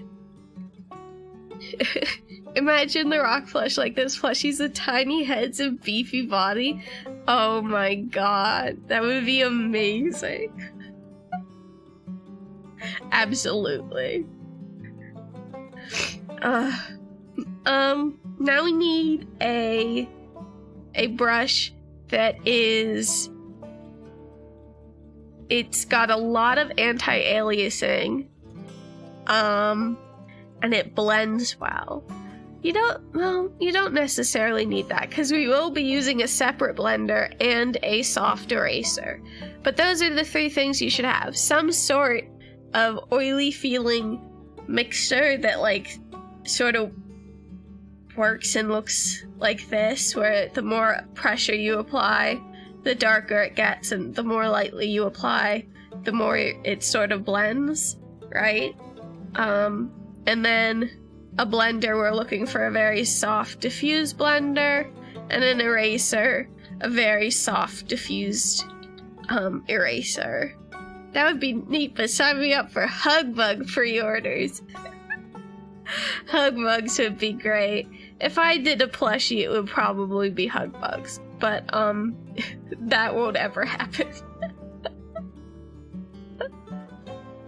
That's literally never going to happen. That's okay. Sorry guys. You'll have to wait into the next world, where I will be popular enough to be able to afford making plushies for fans. Okay, so now we're going to start shading, and, you know, you want to adjust your brush often to get it sort of into the crevices you're looking for, and make sure you're getting, like, some hard edges, but it blends out, the further on you get. And then what you can do is you can take your blender and soften up some parts and keep other parts a more harsh transition. And what that does is it adds shadow, but it also adds visual interest. And of course, when we get to the other side, I'll show you how I use the soft eraser to make it look even more three-dimensional. So let's go ahead and do that now, actually. Once it saves again, because I forgot that I literally just saved. My brain is so dead. Okay. So, we go ahead and add in our shadow.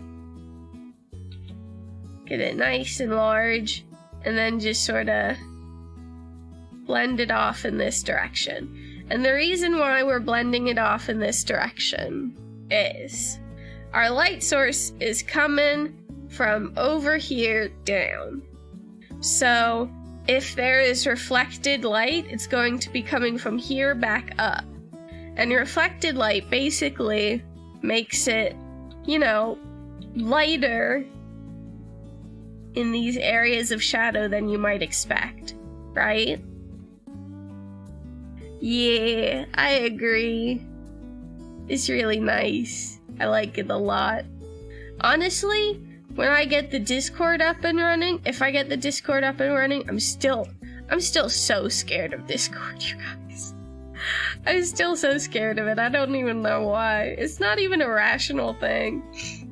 But hopefully, once I get the Discord up and running, I'm going to try to literally just hang out in there. You know, just hang out in voice chat. Where I can just, you know, talk to people. Because I feel better talking to people than I do, like, text stuff, you know? I like hearing people's voices, you know?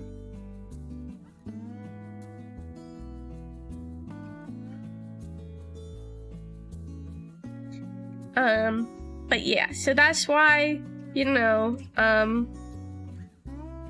the soft eraser is important, because then you can go back and sort of lighten up some areas of shadow, and then once you've done that, you can go in, and even in shadow there are gonna be areas of even deeper shadow, so you can just go right in and now do your deeper areas of shadow. So it's a method that sort of is like cell shading, sort of is like cut and grad, sort of is like painting, but it's none of those things because I'm dumb. You need a microphone. Oh no! That's so sad. Now I'll hide behind the text things. Oh, poor Voldaris. It's okay. We like text boys too.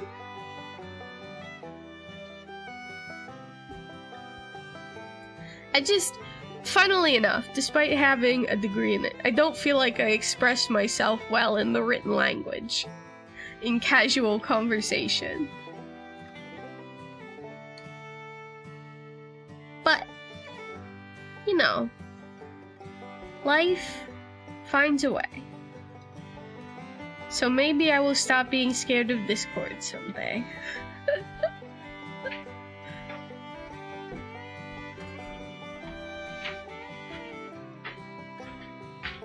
Okay, now we're just going in and adding shadows. And basically, this is the rest of the daisy shading method. You just go in very carefully, adding deep shadow, you know, to areas that need it. With your little oily mixer, using your blender and your eraser tool liberally. And just sort of go for what works, you know?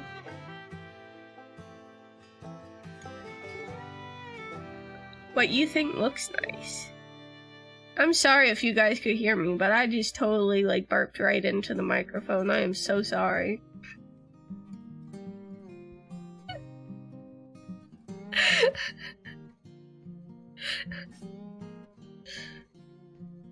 I still need to finish my stream assets, redo my panels, and redo my starting. Oh yeah. You know, like, just a bit at a time. Like, when you're working on it all at once, of course it's gonna seem daunting. You have all these things to do. But if you just tell yourself, I'm just gonna draw this mushroom on here today, and that's all I'm gonna do. And then you do it, and then if you feel like doing more, you do it. And if you don't feel like doing it, don't do it. And honestly, before I started using that method, I would get nothing done. And now I'm like, you know what? I could maybe do this one thing on here today, and then next thing I know, the whole thing's done. You want to have an epic comeback. That's understandable. Yeah. I mean, I'm impressed with how quickly you got your background done with, because, my background took me so freaking long, because I kept second guessing everything about it. You know, I was like, these mushrooms don't look right. This wood looks terrible. You know? And then, like, the rest of that was all procrastination. All of it. Every single bit of it. But, okay. So, this is something I wanted to point out. But you see how just by adding a bit of shading to differentiate these two different pieces of blanket, like, the pattern work seems more distinct on each piece. Like, it doesn't look like you just slapped a pattern on there. It looks intentional. You know what I'm saying? It feels like you did something. If that makes any sense.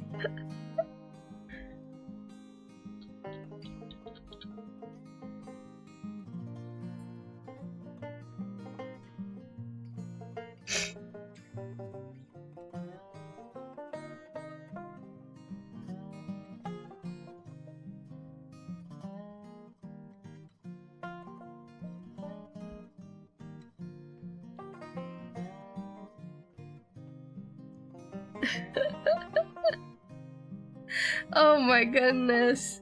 Yeah, I could see how that would be a problem. That's so cute. Oh my gosh.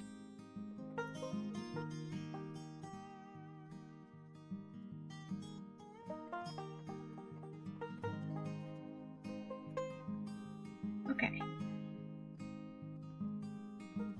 This part is like really brain off for me. So I don't really, if there's anything I'm doing and you're like, what the fuck is she doing? Why is she doing that? Just tell me and I'll do my best to explain it. But right now, this part of the process is real head empty for me. Like the other parts of the process, I have to really consciously think about. But for this part, I'm like, yeah, I know how light interacts with that sort of shape. I get that. And then I just go for it. So yeah, if there's anything that's confusing you, let me know. I'll do my best to answer. And hey, that includes you future boys who are here in the future. Hello, future boys. Welcome to the video. We love you. If you have any questions, pop them in the comments down below. Or, you know, you can message me on Twitter at DaisyDoodlesVTB. You know, like, I'm here to help you guys. You know, I want to help you solve problems you're struggling with in terms of art. So, if there's something I'm doing, let me know. I'll do my best.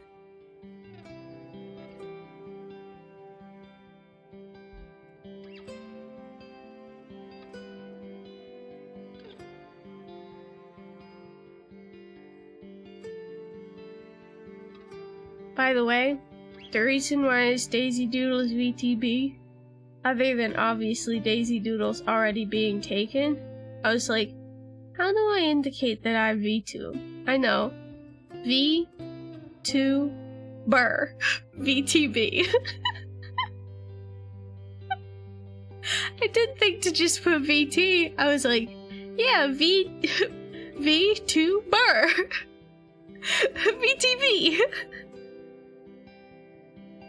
So, if you're ever wondering what that stands for, now you know.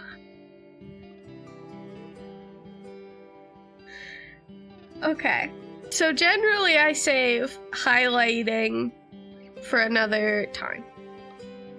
But I'm gonna go ahead and I'm going to highlight this blanket so you guys can see how I do it in case, you know, I don't get this full thing done and like I run out of steam or something, you know.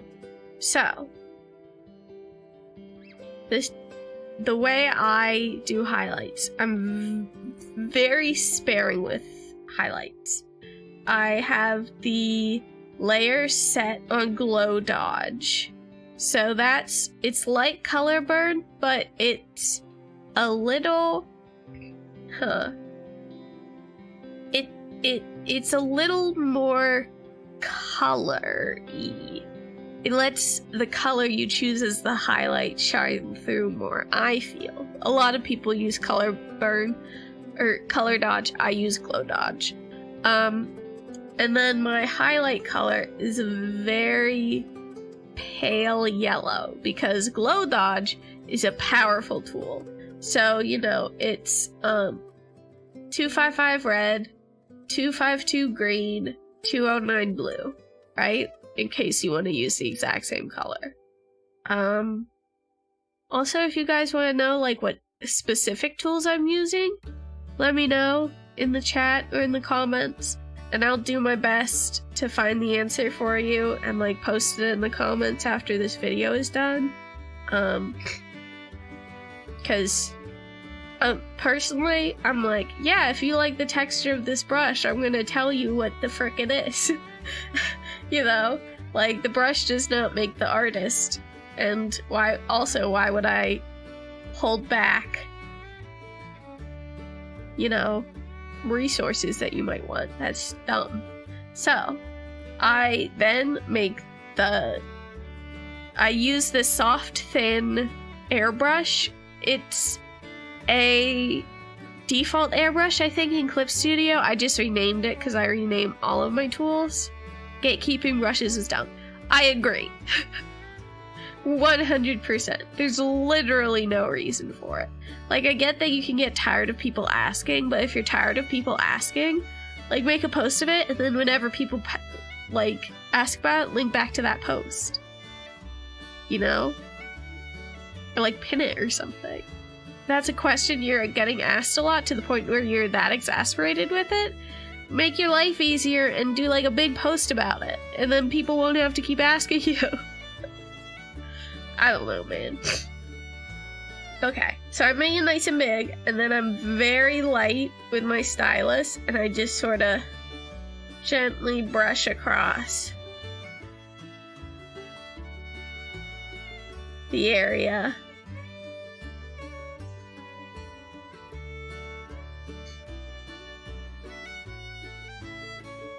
and you can see the light starting to form. And also, you know, make sure that you're... Yeah, I agree. I absolutely agree. Like, Photoshop, for some reason, there are a lot of brush snubs in Photoshop, you know? I don't get it. But when you're shading, you don't only want to do where the light touches the most, you want to get it actually near your shadow as well. First, because it looks really nice when your shadows and your highlights sort of bump up against one another, because then the colors mix and create this, like, this really warm and interesting tone where all the shadow and the light meets. And also because, you know, like, the closer you get to the shadow, the more it indicates a, like, harsh change in dimension. So if I want this to be more soft because, you know, it's a blanket, it's not going to have such a harsh change in dimension, I take my eraser and I just take away some of that. And now I get, you know, some nice stuff going on.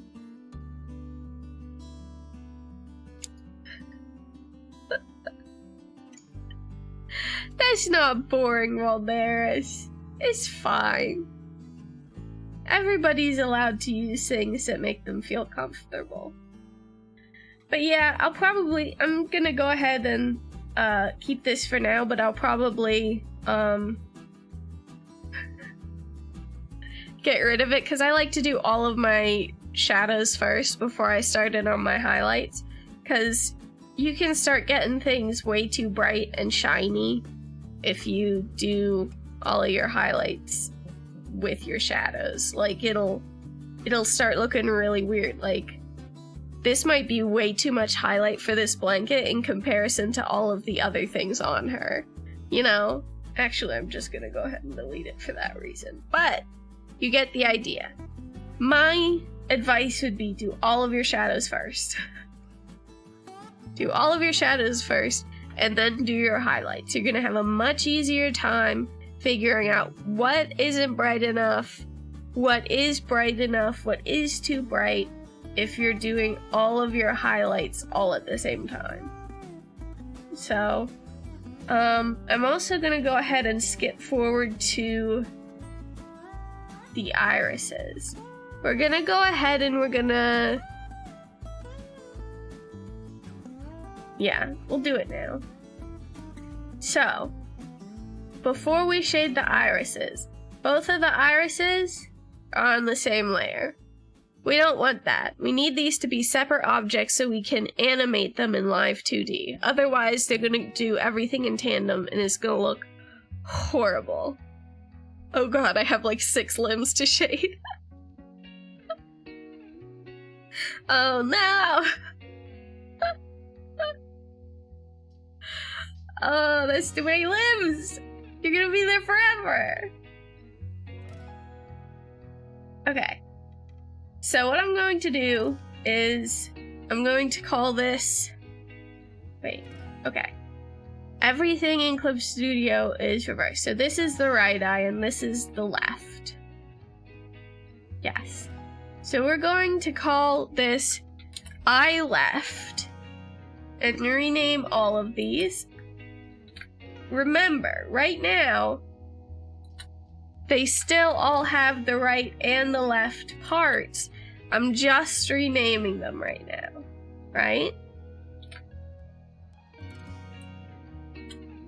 And since I already have a Shine R, I'm just gonna move it out of this folder temporarily. Gonna rename this to Pupil L, Iris L, Eyelid L, White L. Okay. Now I'm going to select this whole dang folder. Grab my lasso tool. I'm going to grab the right eye. All of it. Every single piece. Edit. Cut. Edit. Paste. So now we have, should have, God, I hope I did this right. I did not do this right. What did I do? Okay. Ignore what I just did. I'm working on head empty space right now, and I gotta figure out why what I just did didn't work. Okay.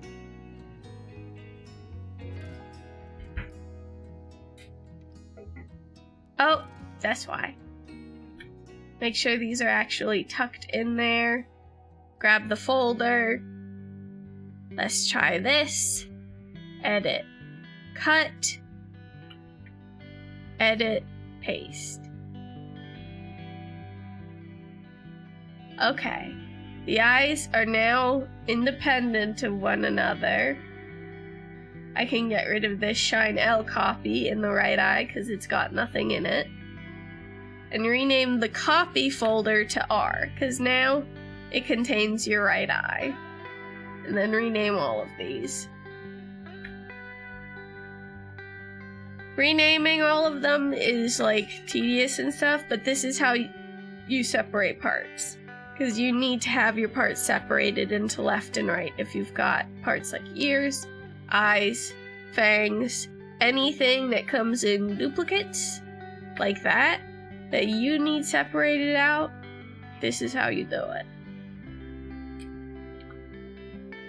Oops, I didn't actually rename it.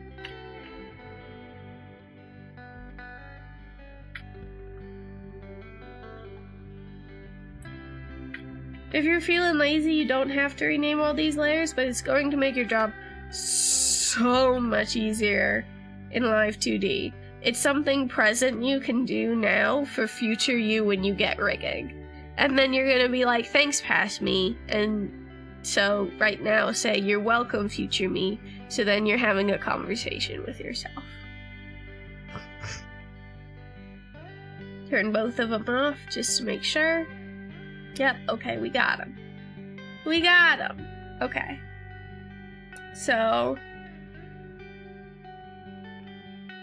sometimes I shade before I cut everything out. Sometimes I cut everything out before I shade. This part is interchangeable, you can really do it whenever, but I think having another demonstration of how to do it might be helpful. With this, it's just one layer. I'll go ahead and do that now. You just grab this nostril, rename the other one to nostril L, edit, cut, edit, paste, rename this to nostril R, make sure that everything's where it belongs. Yep. So that's, again, with one layer. We did multiple layers and then we did one layer. I already talked to myself enough as it is. Oh, oh my goodness. Ooh, pardon the sniffles. I've almost always got them, but they're pretty gross. Okay, so we're going to do the same thing with the fangs and the tusks. So we're going to call this fang L, call this tusk L, and then if you have a layer selected, obviously you can shift click and that'll select all the layers, but if you have a layer selected, hit Control and then hit this part of the thing. If you hit the thumbnail, it might select it, right? So hit like the name tag part. It'll select these two, but not the layers in between it. You know? So go ahead and select them. Lasso, make sure you get everything. I cut that a little close, so I'm going to do it again. Edit, cut, deselect, edit, paste. Move them where they need to go, and rename them. Tusk R, and Fang R. And now, since we got multiple parts running around here, cluttering up our nice stuff, we're gonna make a folder called Tusks. Oops. A folder called Ouch. Bean, why did you do that? Ouch. Bean. Stop. Okay, I'm gonna let Bean up on my lap. We're gonna see if she behaves up here. Come on. Oh! She almost fell off. Bean! Come on. Okay. Hi! Hi, Bean! Would you like to lay on my legs so I can art still? Huh? Bean? I know you're a dog, so you can't actually answer me, but... Oh my goodness, Bean, look at your face. You're filthy. You're filthy.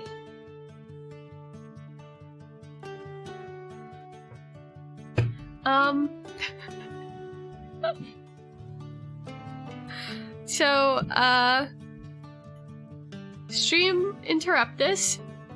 I'm gonna see if I can get these fangs in a folder at least. Can I reach my— ooh! Oh, she's crawling onto my legs. I can scooch in. Haha, art stream back on, baby.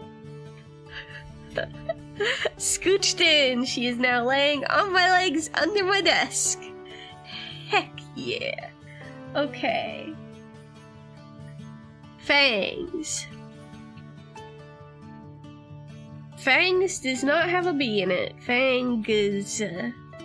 Thank you. So yeah, that was a guest appearance from Bean. Everybody say hello. Of course you can't actually see her, which is kind of sad, but I just want you to know that she would probably love you because she's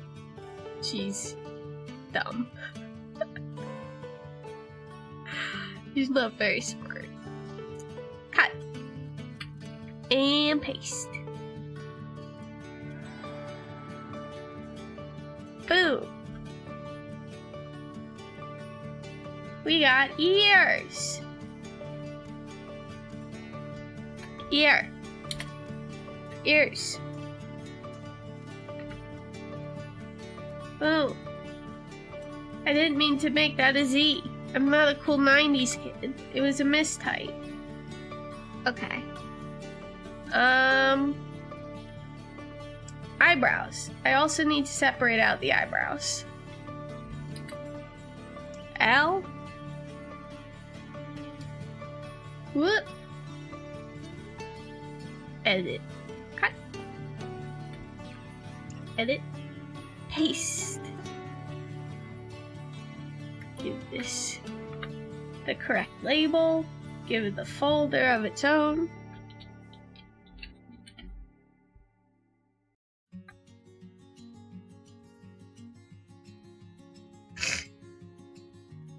Thanks for reminding me to separate the wings into L and R for the top and bottom.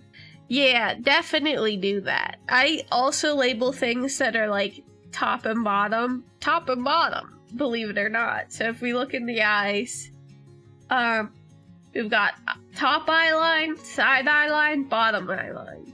And they're all R. Make sure that all of your things are very clearly labeled, because otherwise you're gonna have a bad time. But I think that's all that needed separating in this. Because, yeah, it was just because not everything was symmetrical. Her body is asymmetrical. So yeah, I think that's all that needed separating. Pardon me for a second. I'm gonna blow my nose.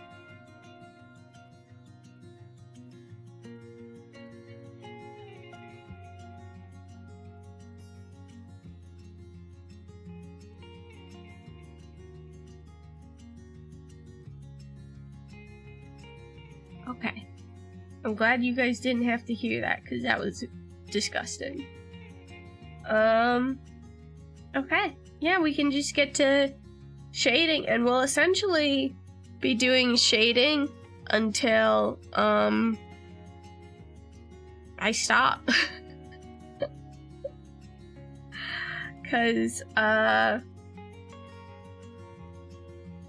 you know, like, oh, well, I guess that's not entirely true. There's a couple of things I can do that will still be very helpful. So, shouldn't have separated out the eyes so quick, but that's okay. We're just going to do a new layer, and then we'll separate them out and put them in their proper folders.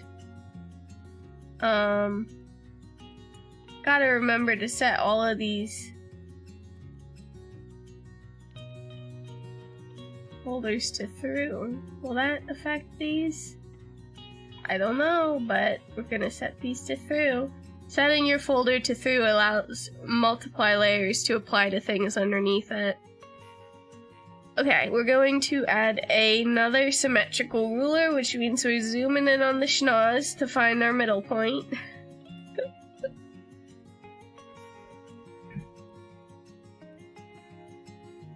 Middle point acquired. We're gonna zoom out.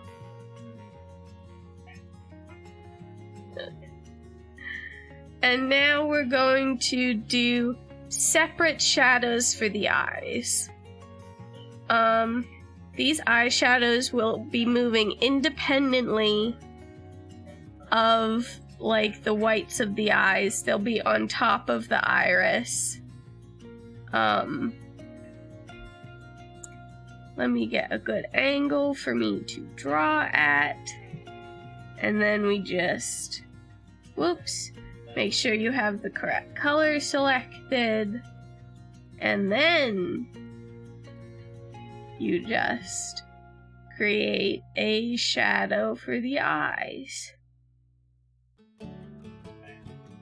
This is going to move with the top eyelid. It won't be on top of it like it is right now. It's just like that because I was dumb and merged the eyes too quickly. I remembered suddenly why I wait to do this for the eyes, and that's because I do this part first. Now we're going to blend out the edges of the shadow. Maybe erase some of this so that we don't have too many unnecessary polygons in our rig. We're gonna soften it on the edges because I think that'll look nice.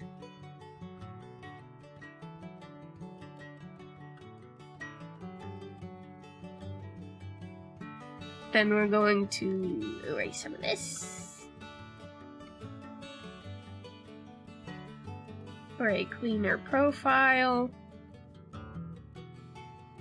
Then blend this a little better. And then again, we're gonna try to keep this shape relatively small so that it doesn't take much of our texture atlas up. And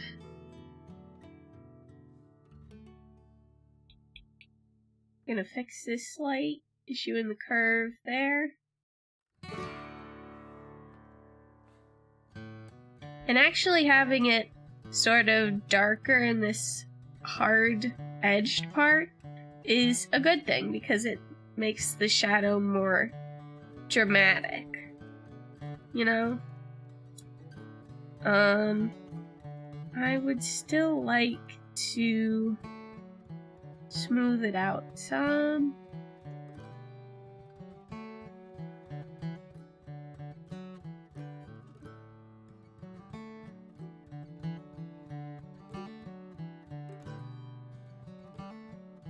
Okay. So, we're going to erase this in the middle to make sure we have a nice separated piece. Delete this ruler. And now we have our shadow IL. And we're going to, again, take the right one, cut, edit, paste, rename it, and then we're going to put it in its proper folder in the proper order. So, it should be underneath all the eyelashes and the lines, you know, that will be part of closing the eye. And we want to put it above the, like, little cartoon shine we have. And that way it'll affect everything underneath it. It's okay that it peeks out beyond the boundary of the eye. In fact, that is partially what we want. So we have a lot of shadow to work with. And then we're going to move this in here as well. And now we're going to do the same thing, but with an extra highlight that's going to move with the eyelids as they blink.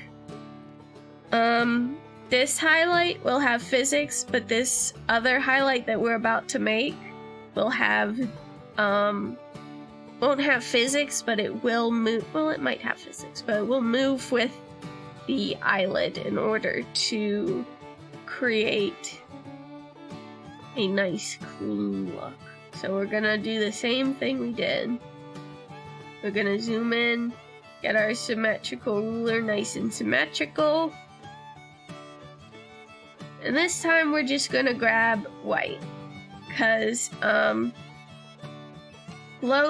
multiply is a layer type you can have in Live2D. And additive is also another layer type.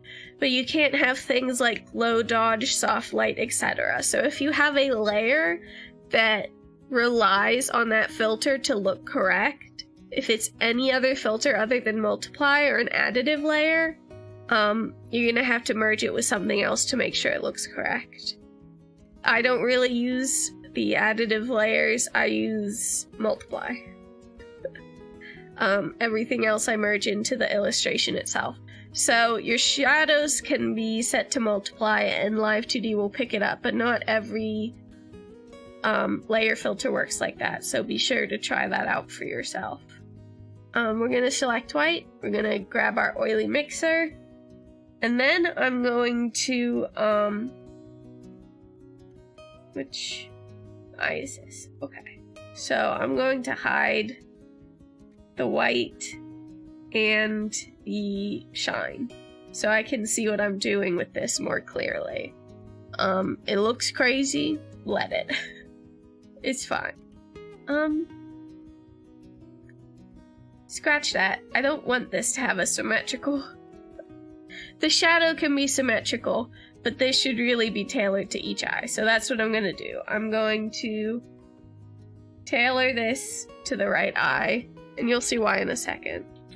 Highlight. And this is R.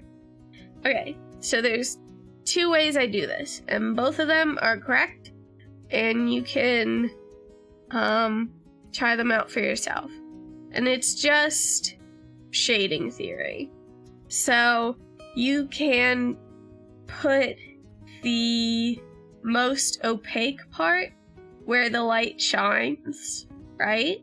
And then have it fade out as it gets closer out to this sort of central area, right? And that's a very, that's like the normal way people might do a shine for an eye like this in order to make it look, you know, really glossy and alive, right? And, you know, technically it's correct because this is where the light would be hitting it the most, but what is also correct would be if you did the opposite. It would be if you started out here. Oops, that was a blender.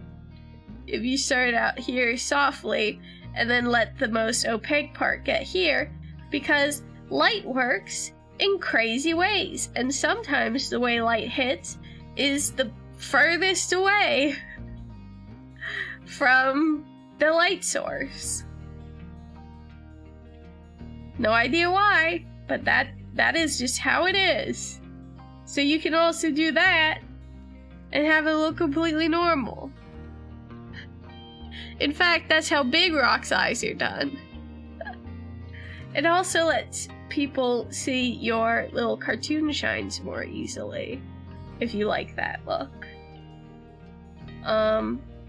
Where does the white end?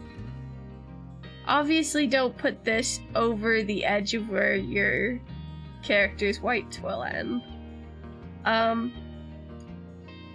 Now I have to decide which method I should like to use. I do different methods for different characters and sometimes different styles. Because, like, this one where it's like this and then it goes out can be very, like, friendly, whereas the other way can be very, like, mysterious.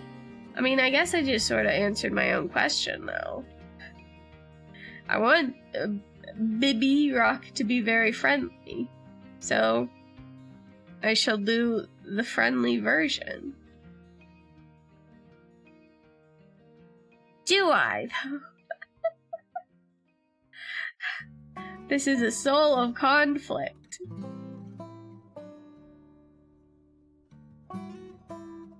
Try to trace along the shadow line as best you can. If it isn't perfect, don't worry too much about it. Who's perfect? Not me.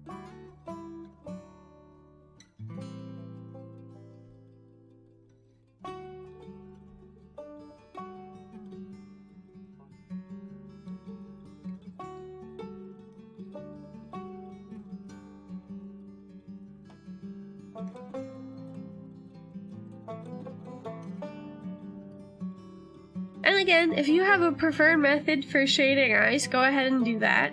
I just think adding this highlight over the whole eye makes it look so much more alive, you know? So then I blend it out a little bit to make sure nothing's too harsh. Over here where it sort of gets softer, and then bring the eraser in a little. Exactly. Who wants to be perfect? Gross. No thanks.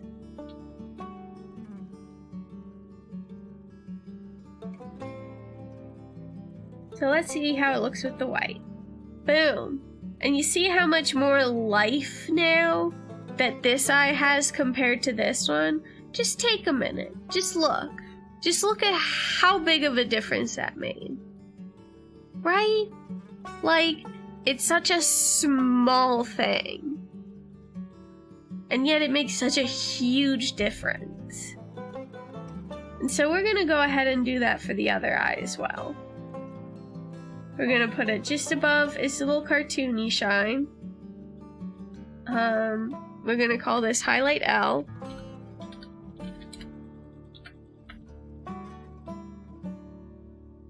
And we're gonna save, because I don't remember the last time I saved.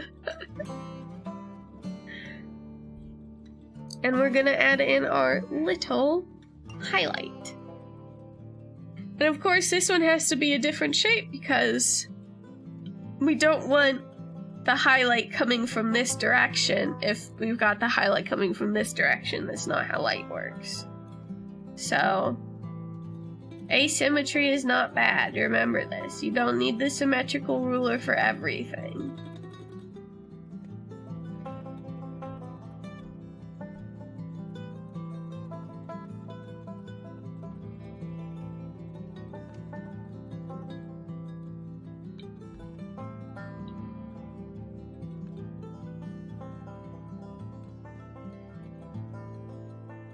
Save early, save often, exactly.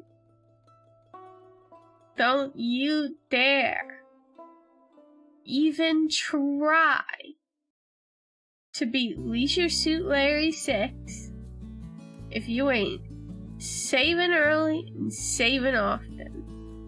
It's impossible to do.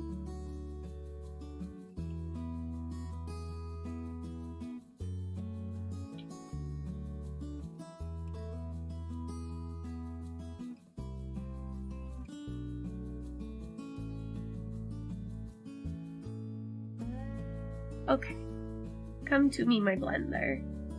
My best friend. Hey, something that also wasn't, I mean, they had the smudge tool in Photoshop, but really, like, this also has this smudge tool, but it also has frickin' blenders. You know? Oh my god. Blenders are like lifesavers. Shine. Wait. We're going to see if we can't extend this out a little bit so it encompasses more of the eye. Oh yeah. Well, luckily, LIVE2D can handle opacity just fine. It's, yeah, like you said, the shading part that's gonna be kind of a doozy.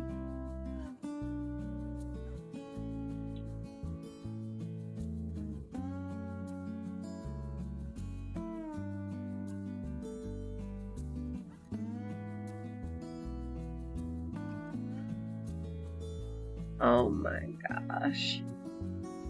That looks way better. Okay. That was a good call. Thank you, me. You're welcome, me.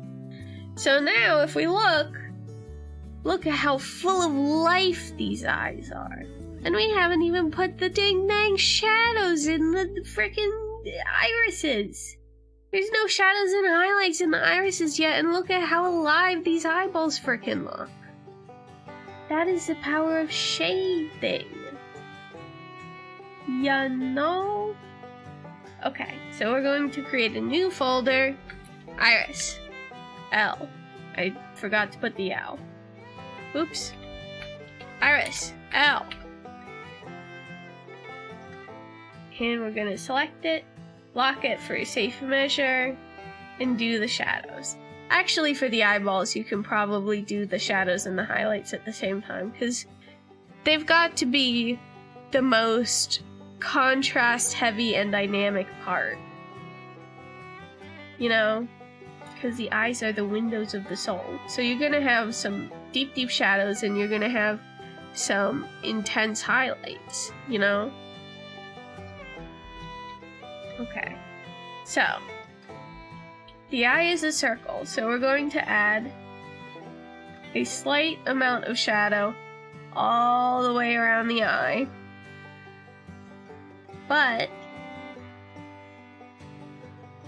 the shadow gets deeper and wider the farther down it goes. Bean, do not start growling, please. Oh, she's snoring. Never mind. Oh my gosh.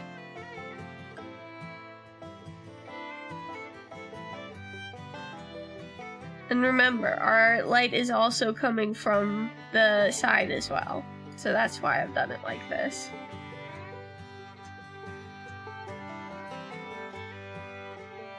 Okay. So now that we've sort of got the solid color laid in, we can go ahead and blend this out a bit because the shadow doesn't need to be so harsh up there. And we can bring that down and around. Here we want the shadow to be harsher, but we also really, really, really want that reflected light in these irises. So we're going to take our eraser and sort of peel back at the shadow there.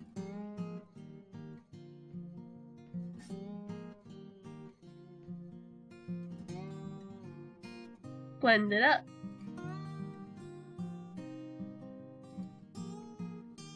Let me see how this looks without the highlight, because that's important too.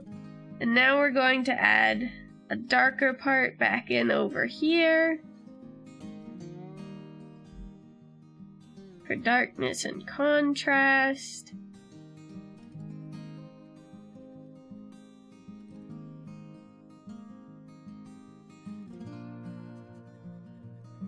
Reinforce this a little bit so it's not so thin.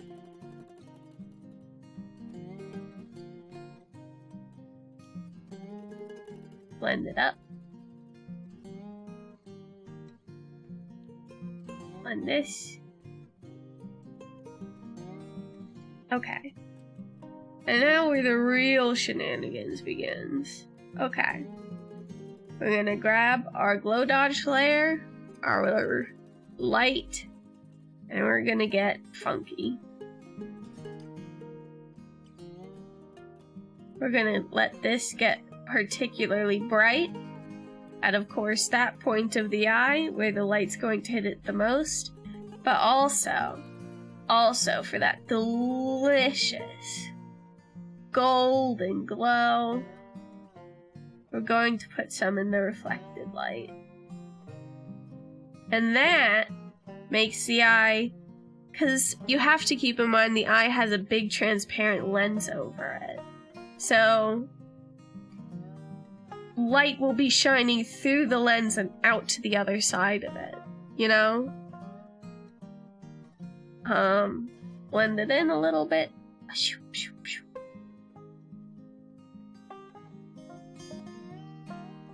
And then you got yourself an eyeball.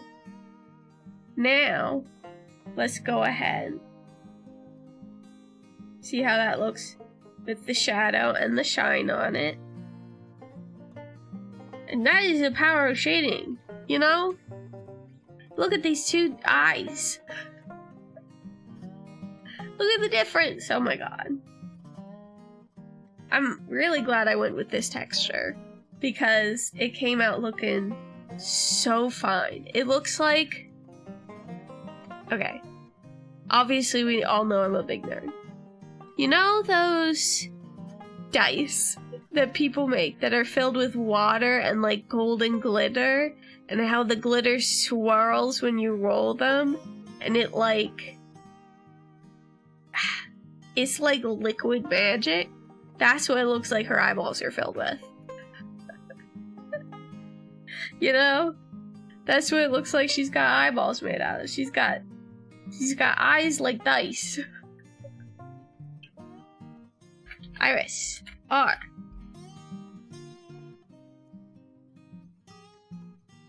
Okie artichoke. But yeah, that's the real secret to making things look three-dimensional. Never forget reflected light. Always make your shadow like the darkest right at the edge where it comes in, and then have its butt be like lighter, because that's just how light works, you know? Okie dokie. Let's get rid of the shine and the highlight, and let's get down to business to defeat the Huns. I might be done after I finish this eye, though. Or am I? I would like to give you a short tutorial of how I do the hair, because I've gotten interested parties talking about what I do with the hair. So I think that would actually be a good idea as well. Let's do this eye, and then we'll do some hair. And if there's nothing else anybody wants to know about, I will assume that everybody can do their homework for next time and have everything all separated out and rendered up, you know?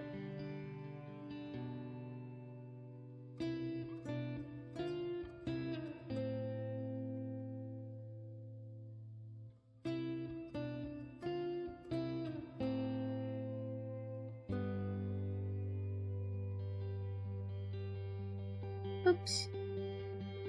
Let's get a better angle on this for me.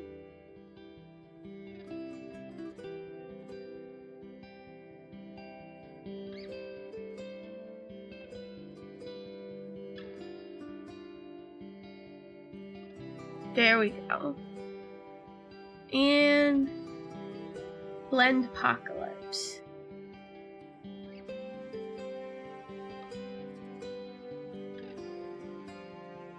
Yeah, you gotta do homework. What did you think? That this is gonna be a course with no classwork? You were wrong. You gotta do homework.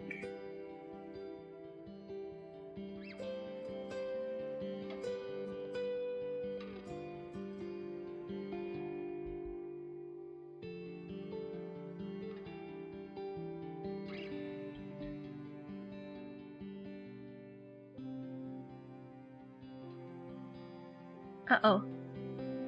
Am I about to sneeze?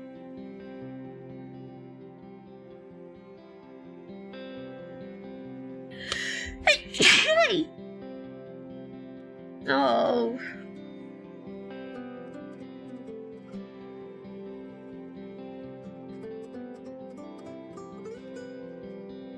I did it. I sneezed. I did not mean to. I wasn't even sure if I was gonna.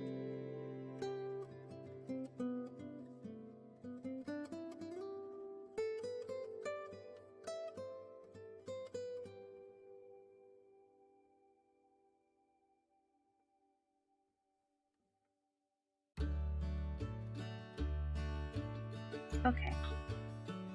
Now we will do what we did last time. Low dodge.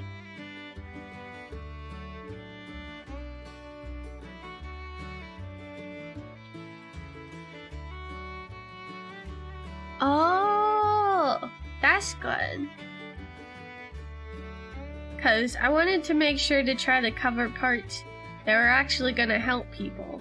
And people who are like interested in the way I do things, let them know how it works.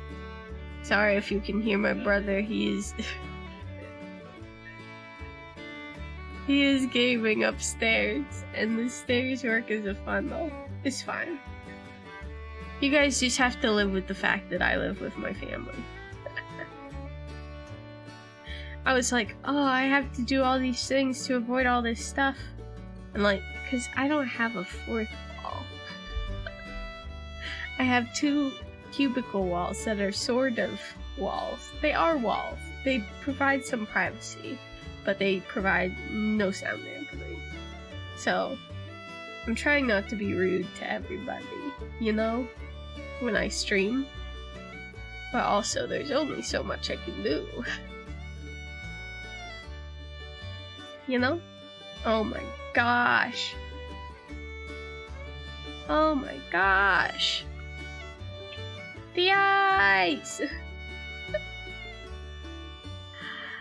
Oh, I think they look really good. Okay. So, we're gonna speed on some hair. Okay. We're gonna speed on some hair. I'll probably have to redo this part, but that's fine.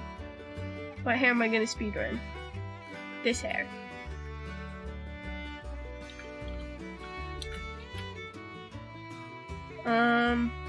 Lock this layer.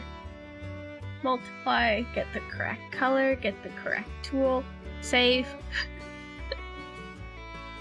Okay, so first what I do when I'm shading hair is I go for obviously the places that are going to be, oops. First I select the hair so I don't accidentally draw outside of it.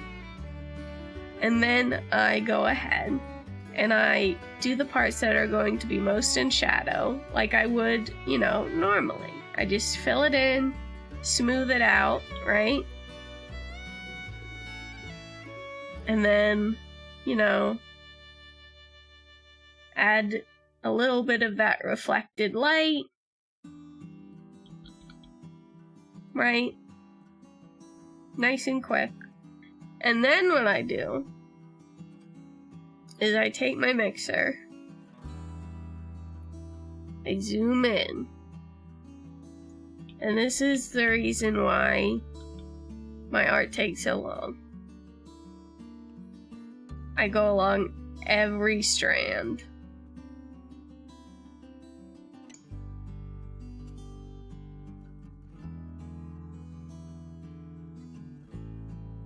You don't have to be terribly accurate, but you do have to do each and every one, all the way down to Chinatown. That one hecked up.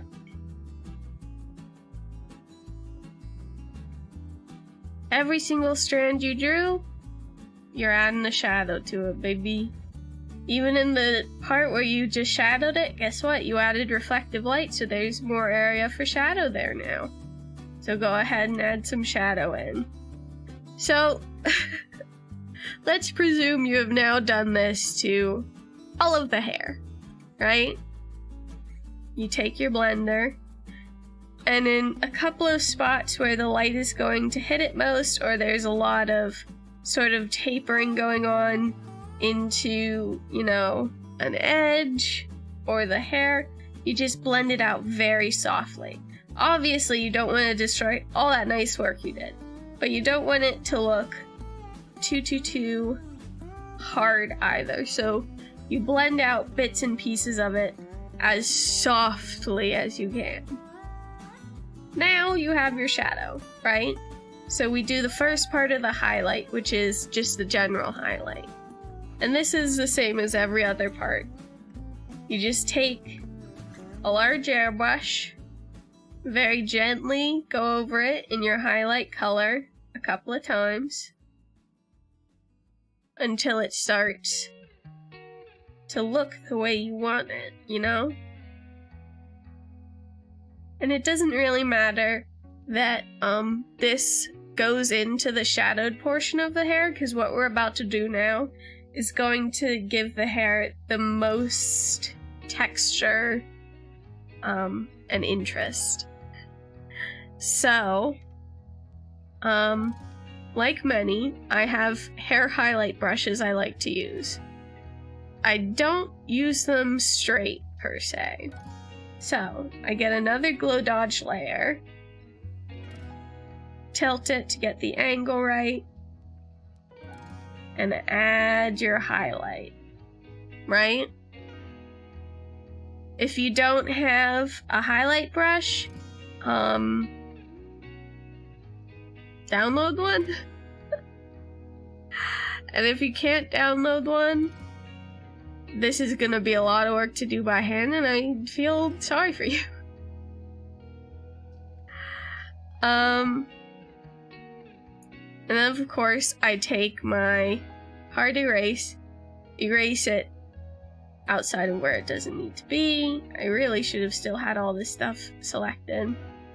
Now I have my mid erase. My mid erase is basically a blending brush, but an eraser. It's not too hard, it's not too soft.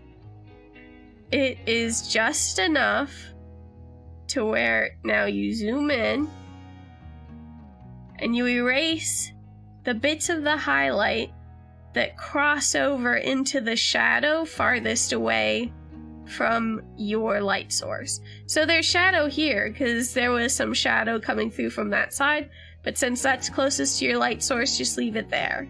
Erase the shadow farthest from your light source. Not shadow, highlight farthest from your light source. And this makes it so it doesn't look like some generic hairbrush you just picked up off the internet, even though that might be what it is.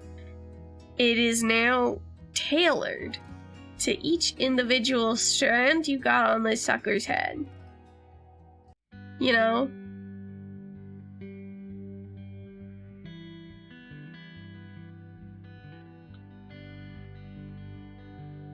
So now if we zoom out and just look at the part that we've done, you can see how that gets that really textured, really hair-like quality, you know? So,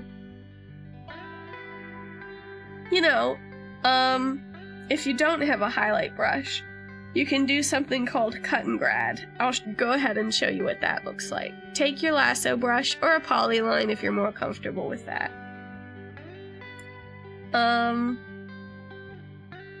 Go ahead and, oops, this is still selected, deselect whatever you have selected, and start just putting little spikes and peaks where you want highlights done, and just wiggle it around a lot, you know? And then you take your gradation tool.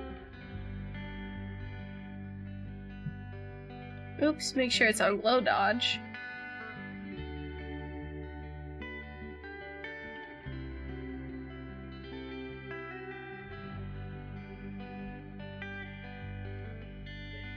Add your gradation.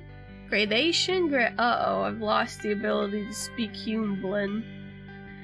And then use the method I just showed you how to use. So you go ahead and you take your eraser and you just erase where it lands in the shadow.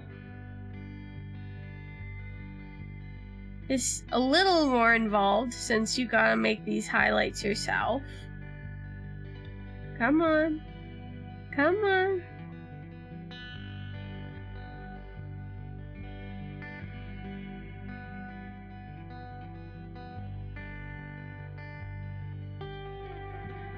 And then, if you want to add, you know, more, or you think the edges are too hard on your highlights, you go along the bottom of them and just brush them gently with the soft eraser. And that should take it to looking pretty hair-like, you know? So,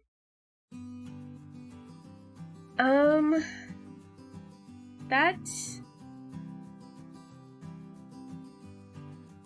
basically it in terms of how you render one of these rigs. Like I said, if there's anything specific you guys want to know about, let me know.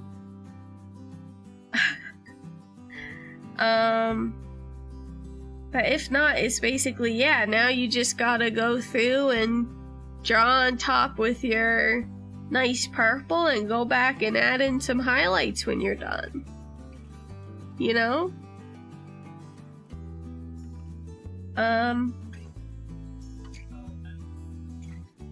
Any questions? Anybody? I'll give you guys a moment for, you know, just to make sure. I want to make sure everybody's okay with it.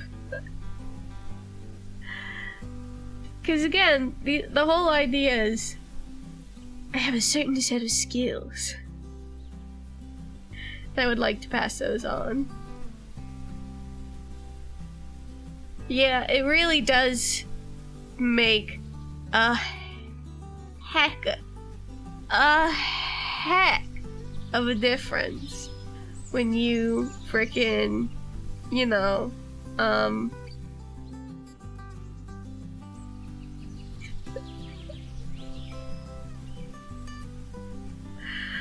my goodness. No, you may not be excused from homework. Everybody has to do the homework. Here's the homework. You're making a rig now. They're not hard. I mean, it's one of those things where the entry level of joining it is low. Like, if you don't have a lot of skill in art, you don't need it. If you can cut things out from photographs, you can do it. If you don't have a lot of skill in animation, you don't need it. There's like a billion tutorials on how to do this, you know? Yeah, see? Face doing it. Like, and always remember, when watching any tutorial, this is just how one person does it. You know? Do what works for you. Do what feels good. Because if it feels good, it probably is working for you in some capacity, you know? Okay. Well, I think we got a lot done. I think we did a good job. I'll go ahead and finish rendering her off stream. And then when we pick this up again, next time, we will be in LIVE2D, basically. I'll show you how to literally drop it into, well, I'll show you how to turn it into a PSD and drop the PSD into LIVE2D, right? Yeah, it was really fun hanging out with you guys. Kind of a long stream today. I'm trying to not ruin my voice streaming. I don't know how well I'm doing. But, yeah, I think we did good today, guys. A+, good job. Nobody's failing this class on my watch. Okay, well, I had fun. I will see you guys later, and I hope the rest of your day is peaceful and enjoyable. Bye, everybody.